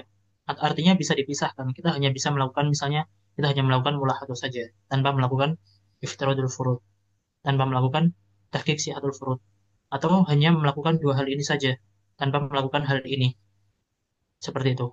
Atau hanya melakukan hal ini saja, tanpa melakukan dua hal ini. Pertanyaannya, jawabannya adalah ketika kita melakukan istiqra' nakis, ya kan, istiqra' nakis, dan juga apa namanya, terutama dalam apa ya, yang berkaitan dengan ilmiah, maka atau istiqra' ya kan, dari kemarin kan istiqra' nakis kan ada beberapa bagian. Istiqra' nakis kemarin kita bagi menjadi beberapa hal, ya kan. Istiqra' nakis kita bagi menjadi beberapa hal. Kalau misalnya istiqra' nakis dalam pembahasan apa namanya, mantik al hadis, pasti semuanya bersifat ilmiah. Tapi kalau istiqra' nakis dalam pandangan Aristo, ya kan, itu juga mencakup istiqra', misalnya kemarin istiqra' fitri, itu mencakup istiqra' fitri. Seperti yang saya jelaskan antara perbedaan istiqra' nakis dalam pandangan Aristo dan juga istiqra' nakis dalam pandangan apa namanya, ulama al hadis, ulama mantikul hadis atau ruwadul mantikul hadis. Maka ketika kita mengartikan istiqra' nakis tadi, itu adalah dalam pandangannya ruwadul mantikul hadis, maka pasti istiqra' nakis ini bersifat ilmiah. Istiqra' nakis ini bersifat ilmiah. Maka ketika bersifat ilmiah, maka pasti harus dilandasi oleh mulahadzah dan juga tajrubah, di mana mulahadzah dan tajrubah ini akan menyebabkan seorang bahis tadi melakukan asumsi dasar. Kenapa? Karena setiap orang ketika sudah melakukan tajrubah atau mulahadzah secara disengaja dengan tujuan tertentu, maka otaknya secara tidak langsung, ya kan, secara tidak langsung atau secara tidak disengaja pun ataupun disengaja akan memunculkan beberapa penafsiran yang berkaitan mengenai apa yang sudah ia amati dan juga apa yang sudah ia teliti. Maka iftiradul furud itu merupakan bentuk follow up atau amrun lazim daripada mulahadzah dan juga tajrubah. Artinya apa? Artinya apa? Tidak mungkin bagi seorang bahis itu melakukan iftiradul furud saja tanpa melakukan apa? Mulahadzah ataupun tajrubah. Kenapa? Karena iftiradul furud merupakan amrun lazimun min mulahadzah atau tajrubah. Artinya apa? Tidak mungkin seseorang melakukan iftiradul furud kecuali setelah melakukan mulahadzah atau tajrubah. Maka hal ini saling berkaitan. Lalu setelah mereka sudah melakukan hal ini, lalu memunculkan hal ini, maka seorang bahis yang melakukan istiqra' nakis dalam pengertian ulama mantik al-hadis, di mana hal tersebut pasti berkaitan dengan ilmiah, maka bagi seorang bahis yang bertanggung jawab dengan bahasnya, dengan istiqra' nakisnya, dengan taftisnya, maka dia harus apa? Mentahqiq, mengkonfirmasi iftirad furudnya yang masih bersifat muhtamalah. Muhtamalah. Sehingga bisa menjadi mutahaqqiqah dan juga musbitah. Di mana mutahaqqiqah dan juga musbitah inilah nantinya yang akan melazimkan yang namanya nadoriyah jadidah. Dari nadoriyah jadidah inilah nanti manusia akan mendapatkan manfaat atau menghindari madorot. Di mana mendapatkan manfaat atau meninggalkan madorot tadi akan melazimkan yang namanya taqaddumul ulum. Sehingga dari sini, ya kan, benarlah klaim mereka bahwasanya mantik al-hadis akan melazimkan taqaddumul ulum. Maka ketika kita mengartikan istiqra' nakis tadi, itu dalam pengertiannya siapa? Dalam pengertian ruwadul mantik al-hadis, di mana istiqra' nakis tadi pasti bermakna ilmiah, maka tiga hal ini itu saling melazimi. Artinya hal ini harus melazimkan iftiradul furud, di mana iftiradul furud tadi mengharuskan seorang bahis yang bertanggung jawab dalam bahasnya untuk melakukan apa? tahqiq sihatul furud sehingga dia mendapatkan nadoriyah jadidah terkait suatu fenomena tertentu, di mana nadoriyah jadidah tadi akan melazimkan taqaddum al-ulum. Tetapi ketika kita mengartikan istiqra' naqis tadi dalam pandangannya Aristo, di mana dalam pandangan Aristo istiqra' naqis itu mencakup juga apa? Amrun fitri. Amrun fitri itu apa? Yaitu kita melakukan mulahadah ataupun tajrubah secara tidak disengaja. Misalnya seperti yang sering saya contohkan adalah ketika kita misalnya berjalan-jalan di Mesir ya kan, lalu melihat beberapa masisir itu apa? Berperilaku buruk. Kita tidak menginginkan untuk meneliti apakah masisir memiliki perilaku buruk atau tidak. Tapi secara sengaja atau tidak disengaja ketika kita lewat di suatu tempat, kita mengetahui keburukan mereka, kita mengetahui aib mereka misalnya, ya kan? Maka di situ ada mulahadah ataupun tajrubah yang secara tidak sengaja kita dapatkan. Dan itu apa? Tidak tidak tidak tidak munadzam, tidak tidak apa? Tidak terstruktur. Kita misalnya hanya melihat dua atau tiga kejadian saja. Lalu dari dua atau ketiga kejadian tadi kita melakukan iftiradul furud. Wah, bahwasanya masisir ini ya kan, bahwasanya masisir yang datang 2020 ke atas misalnya itu adalah masisir yang dalam tanda kutip kurang bagus. Ini adalah iftiradul furud dari apa? Dari dua dan tiga keadaan yang kita jumpai ketika kita jalan-jalan secara tidak sengaja. Lalu apakah dalam istiqra' fitri tadi diharuskan adanya tahqiq sihatul furud? Tidak.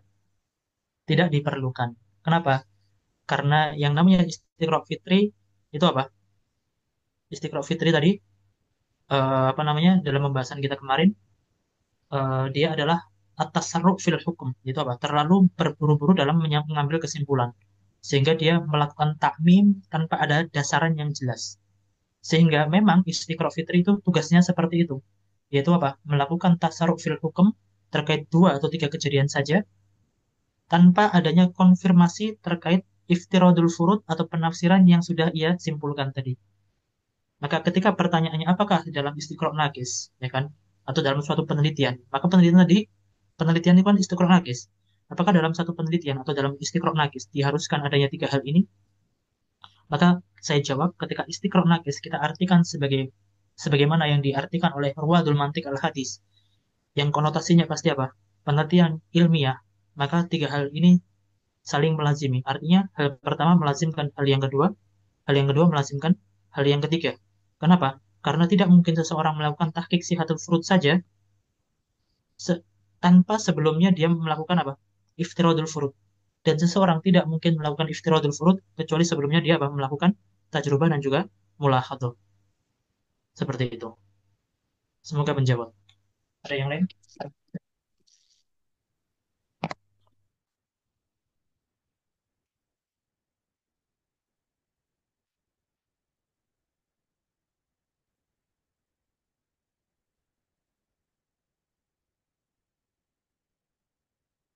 Oke, kalau tidak ada yang lain, kita lanjutkan sebentar terkait apa Thariqah Al-Qiyasiyah dan insya Allah pertemuan selanjutnya kita akan menghatamkan buku ini karena saya tidak akan membahas semua buku ini, tapi saya akan membahas sampai pembahasan ini, sampai pembahasan ya ini sampai halaman 93 ya jadinya 93. Jadi kita tidak akan membahas mengenai apa namanya manhaj al-bahas al-ilmi karena ini sama sekali tidak berkaitan dengan sebenarnya berkaitan dengan mantikul hadis karena kan mantikul hadis kan apa bersifat ilmiah tadi kan ya bersifat ilmiah sehingga mereka apa ihtimam besarnya kepada istiqra' nakis ya kan maka di sini akan dibahas mengenai manhaj bahas al-ilmi bagaimana seseorang itu ketika melakukan bahas mengenai sejarah misalnya atau mengenai tip dan lain sebagainya di mana hal tersebut tidak akan kita bahas tapi yang terpenting atau ihtimam besar kita adalah mengenalkan mengenai mantik al-hadis secara umum di mana mantik al-hadis tadi salah satu klaimnya apa mereka tidak solihun likulil ulum mereka mengklaim bahwasanya mantik al-hadis ini itu memiliki metode yang berbeda-beda dalam setiap bidangnya. Maka di sini ya kan akan dibahas mengenai manhaj bahasa al-ilmi tadi di dalam masing-masing daripada bidang yang berbeda. Bidang ini cara penelitiannya seperti apa, bidang ini cara penelitiannya seperti apa. Maka hal ini tidak akan kita bahas. Yang terpenting adalah tujuan daripada apa namanya kita membahas mantik al-hadis ini adalah kita mengetahui bagaimana istiqra' nakis dalam pandangan mereka secara umum dan juga bagaimana rukun atau apa arkan yang harus digunakan ketika seseorang itu melakukan istiqra' nakis seperti mulah atau tajrubah iftiradul furud, tahqiq sihatul furud. Adapun penjelasan mengenai masing-masing bagaimana seseorang itu ketika melakukan suatu penelitian dalam setiap bidang, hal tersebut tidak akan kita bahas. Oke, jadi kita akan membahas sampai halaman terakhir 93, dan itu insya Allah akan kita khatamkan di pertemuan yang akan mendatang. Saya maka di sini akan melanjutkan sedikit mengenai apa torikoh yang ghairu mubashir secara singkat. Torikoh ghairu mubashir itu adalah torikoh apa namanya atau metode yang digunakan oleh seseorang ketika seseorang tersebut atau objek yang dijadikan sebagai penelitian tadi itu tidak bisa diakses melalui apa? Tajrubah. Ketika tidak bisa diakses melalui tajrubah, maka tidak bisa menggunakan torik mubashir. Maka ketika tidak bisa menggunakan torik mubashir, kenapa? Karena tidak bisa diakses secara tajrubah, maka mau tidak mau seorang bahis harus menggunakan torik wiru mubashir. Apa itu torik wiru mubashir? Di sini dijelaskan, idza ajazal bahs, idza ajazal bahis an tahqiqil furud bil mulahadha wa tajrubah mubashirah, fa innahu yalja'u ila tariqatin ukhra wadu'aha John Stuart Mill wa hiya tariqah al-qiyasiyah aw ghairul mubashirah. وفيها يبتدئ الباحث بافتراض علاقة علية بين شيئين أو أكثر ثم يستخرج من افتراضه نتيجة أو نتائج ويبحث في الواقع عن الحقائق التي تؤيد النتائج فإن وجدها تأكد افتراضه وأصبح حقيقة وإلا فعليه أن يتكهن بفرد آخر وهكذا. Maksudnya seperti ini. Jadi kalau dalam apa namanya torik mubashir, kita melakukan iftiradul furud.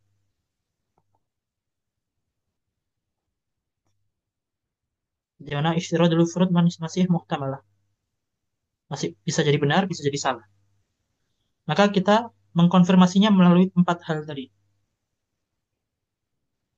Ittifaq, ikhtilaf, tanwir nisbi, dan juga bawaki. Kita memilih salah satu daripada 4 hal tadi sesuai dengan apa? Objek pembahasan kita. Maka objek pembahasan kita ketika seperti ini, cocoknya menggunakan metode apa? Kan seperti itu. Nah, kalau dalam apa namanya? Dalam Torik Ghairu Mubashir ini, itu kita tidak hanya apa namanya? Kita tidak hanya iftiradul furud. Tapi di sini ada tambahan, perhatikan.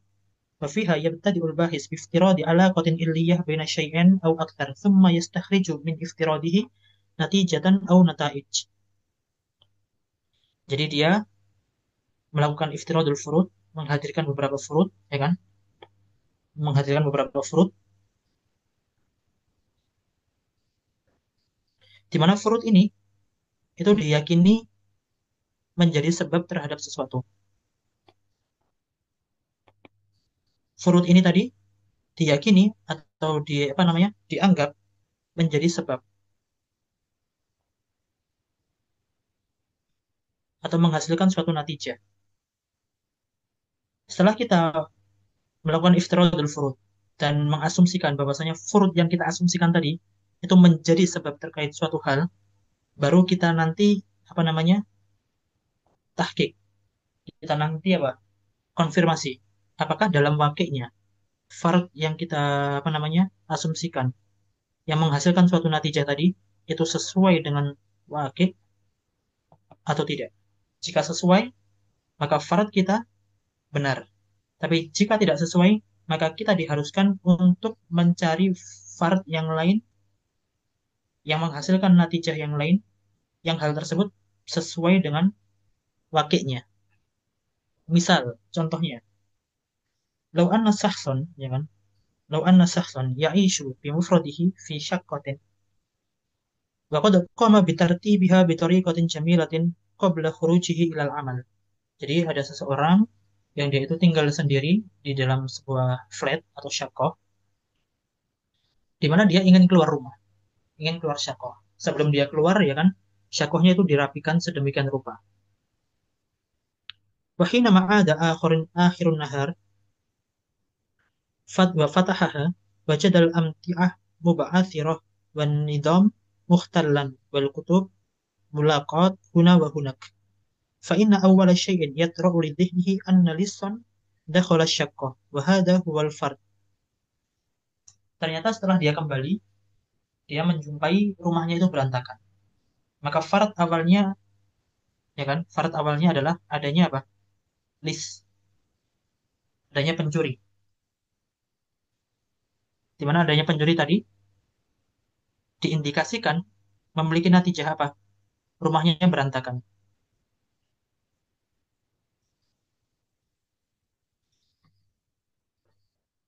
Rumahnya berantakan atau muba'athirah. Mana tadi?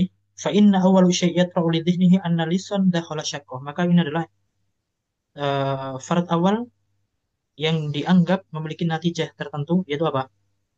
Berantakannya isi rumah tadi. Wa hadha huwal fard wa yastantiju min hadzal fard nata'ij misl anna lis la budda an yakuna kasrul bab. Adamul munadham tadi, ya kan, yang disebabkan oleh lis tadi, salah satu adalah apa? Inkisarul bab.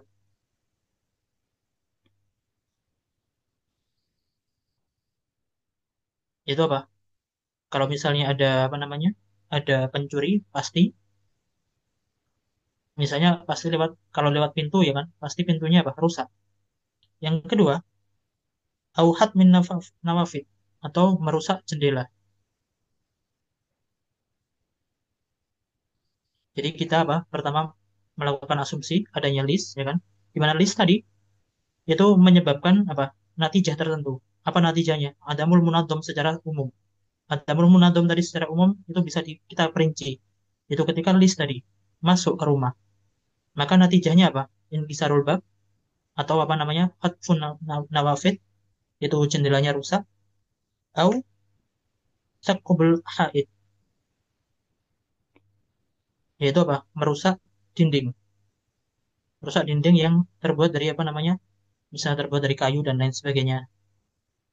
Hatta yatamakkanu minad dukhul.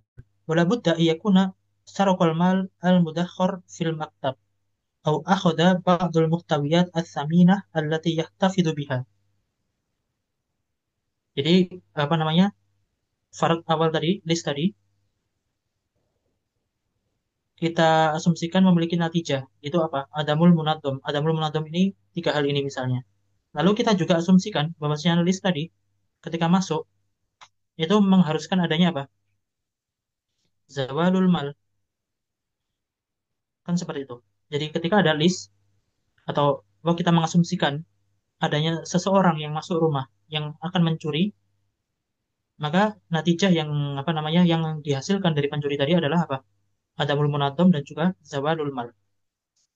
Lalu kita lihat wa yaruhu ba'da dzalika bitahaqquk min hadhihi nataij.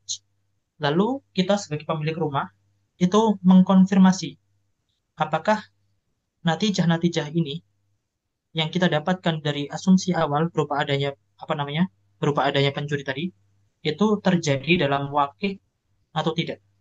Maka kita mengecek pintu kita rusak atau tidak. Ternyata tidak rusak. Jendela kita rusak atau tidak. Ternyata tidak rusak. Lalu ada nggak dinding yang rusak? Ternyata tidak ada.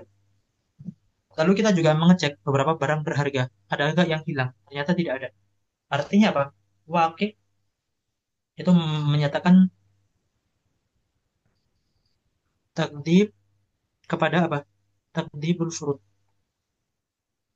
Jadi wakil atau realitanya itu mendustakan atau menyatakan tidak terjadinya al-fard berupa adanya list tadi dengan menyatakan apa? Natijah ini, natijah yang dihasilkan oleh fard ini itu tidak sesuai dengan wakil. Maka wakil ini tidak sesuai dengan natijah. Maka ketika wakil tidak sesuai dengan natijah, maka wakil tidak sesuai dengan asumsi. Kan seperti itu. Kenapa? Karena ini adalah malzum. Ini adalah lazim daripada malzum ini. Ketika wakilnya tadi menolak malzumnya, maka lazimnya juga tertolak. ويروح بعد ذلك بتحقق من هذه النتائج فإن أكدها الواقع فالفرد الذي افترضه صحيح. Jadi ketika wakilnya itu mengkonfirmasi adanya salah satu daripada natijah ini, maka apa? Adanya list atau indikasi adanya pencuri itu tinggi. Alladzi iftarahu sahih. Wa illa, jika tidak, artinya jika natijah ini tidak sesuai dengan wakilnya, artinya tidak ada yang terbukti dari apa namanya dari beberapa hal ini, maka ini juga tidak bisa dibenarkan. Ayan, maka di sini dinyatakan wa illa alaihi, maka wajib baginya ayan takila li fardin akhor, maka baginya itu wajib untuk apa? Melakukan fard akhor. Misalnya ada kitun, ada kucing yang masuk rumah sehingga apa? Sehingga rumahnya berantakan. Atau misalnya ada apa kena angin atau apapun yang menjadikan rumahnya berantakan. Maka ketika apa seseorang tadi melakukan furud dan furudnya melazimkan suatu natijah dan ternyata natijahnya tidak sesuai dengan wakilnya, ya kan? Maka dia harus mencari furud yang lain yang tidak ditakdib oleh wakil. Sehingga ketika furudnya tadi tidak ditakdib oleh wakil, maka furud tadi menjadi benar. Tapi ketika furudnya tadi tidak dibenarkan oleh wakil, maka wajib baginya untuk mencari furud yang lain yang sesuai dengan wakil. ويذكر الدكتور محمود قاسم هذا المثال لما أراد نيوتن تفسير حركة القمر حول الأرض. Dan di sini dicontohkan dengan apa namanya kejadian atau pengalamannya Newton ketika mengartikan kenapa bulan itu bisa bergerak. Haulal ard wadu al fard al ati. Maka Newton itu berasumsi bahwasanya pergerakan bulan itu disebabkan oleh gravitasi yang ada dalam bumi. Wa huwa anna hadhil harakah tansya'u bisababi jadabiyatul ard lil qamar. Jadi artinya Newton berasumsi bahwasanya kemungkinan ya kan kemungkinan bulan itu bergerak atau apa namanya mengelilingi bumi itu karena apa? Karena bumi ini memiliki jadabiyah, memiliki kekuatan apa gravitasi. Walamma kana minal mustahil badahatan ay yatahaqqaqu min sidqi hadzal fard bi ihda turuq al-istiqra'iyah lam yakun lahu bud min istihdami tariqah al-qiyasiyah. Jadi ketika dia mengasumsikan hal tersebut dan dia tidak mungkin menggunakan empat tariqah mubasyir tadi. Karena apa? Karena sangat sulit untuk apa? Mengakses secara tajribah apakah memang bulan ini tadi itu bisa bergerak karena adanya gravitasi bumi atau tidak. Itu sangat sulit kita menggunakan thoriqatul mubasyir. Maka Newton menggunakan thoriqatul ghairu mubasyir. Fasta'ana bima'lumatihil falakiyah as-sabiqah wa bil qawanin ar-riyadiyah ala istinbati ihdan nata'ij hadzal fard. Jadi ketika dia melakukan apa namanya fard tadi, bahwasanya apa? Harokatul komar bisa babi jadabiyatul ard, ya kan? Dia tidak bisa menggunakan tajrubah, maka dia menggunakan apa? Thoriqah ghairu mubashir. Dia menggunakan thoriqah ghairu mubashir. Kenapa? Karena tidak bisa ditajrubah tadi. Maka ketika dia tidak menggunakan thoriqah ghairu mubashir, ya kan? Dia menyatakan fardnya apa? Fardnya tadi. Ini fardnya. Harokatul qamar bisa berbija dabiatul ard. Natijahnya apa? Natijahnya adalah fasta'ana bi ma'lumatihil falaki as-sabiqah wa bil qawanin ar-riyadiyah ala istinbat ihda nata'id hadzal fard wa hiya annahu idza kana haqqan. Jadi ketika memang benar bulan itu apa? Digerakkan oleh jadabiatul ard, maka natijahnya apa? Maka bulan mana tadi? Anal ard tajdibul qamar nahwaha faminal wajib ayyan harifal qamar fi madarihi sittatu asyar qadaman takriban fil daqiqah wahidah. Jadi kalau memang benar qamar itu apa namanya? Digerakkan oleh gravitasi bumi, maka dalam satu detiknya seharusnya qamar itu bergerak sebanyak apa? Sepanjang mana tadi? Sepanjang 16 kaki. Jadi kalau memang benar, ya kan, ini adalah fardnya, ini adalah natijahnya. Jadi kalau memang benar, komar tadi itu digerakkan oleh jadabiyatul ard, itu dia harus apa? Dalam satu detiknya dia bergerak sebanyak 16 kaki. Lalu di apa namanya? Ditelaah lebih lanjut. Apakah memang dalam realitanya dalam satu detik bulan itu bergerak sebanyak atau sepanjang 16 kaki? Ketika benar, maka fardnya benar. Ketika wakilnya mentakdib, maka fardnya juga kadzab. Ternyata wakilnya benar bahwasanya bulan dalam setiap detiknya itu apa namanya bergerak sepanjang 16 kaki. Maka hal ini membuktikan bahwasanya apa? Bahwasanya bulan memang tergerakkan oleh jadabiyatul ard dari apa? Dari hasil gravitasi yang dimiliki oleh bumi. ولا ريب في أنه كان في استطاعة نيوتن أن يتأكد من صدق هذه النتيجة بطريقة مباشرة أي بالملاحظة الفلكية. فالطريقة القياسية ليست قاصرة على الحالات التي لا تخضع للتجربة بل يمكن أيضا استخدامها في الحالات القابلة للتجارب. Jadi kata beliau, untuk bisa mengetahui hal ini tadi itu sangat sulit untuk menggunakan tajrubah. Tapi sulitnya tadi itu bukan berarti tidak bisa tapi sulit. Maka akhirnya beliau menggunakan apa? Tairuk Gairu Mubashir. Lalu beliau menutup hal ini atau menutup penjelasan ini dengan mengatakan bahwasanya eh, apa namanya eh Tairuk Gairu Mubashir itu tidak hanya digunakan untuk apa? Gairu Mujarrabah,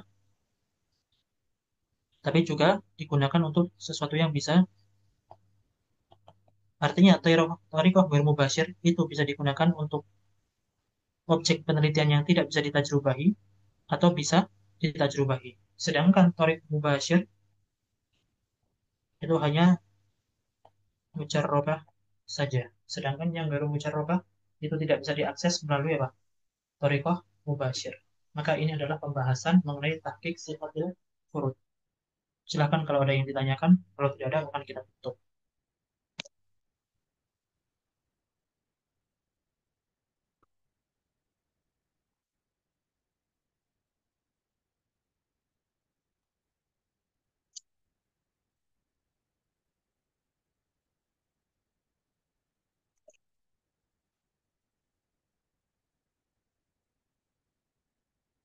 Oke, kalau tidak ada kita tutup. Alhamdulillah, sallallahu alaihi wasallam.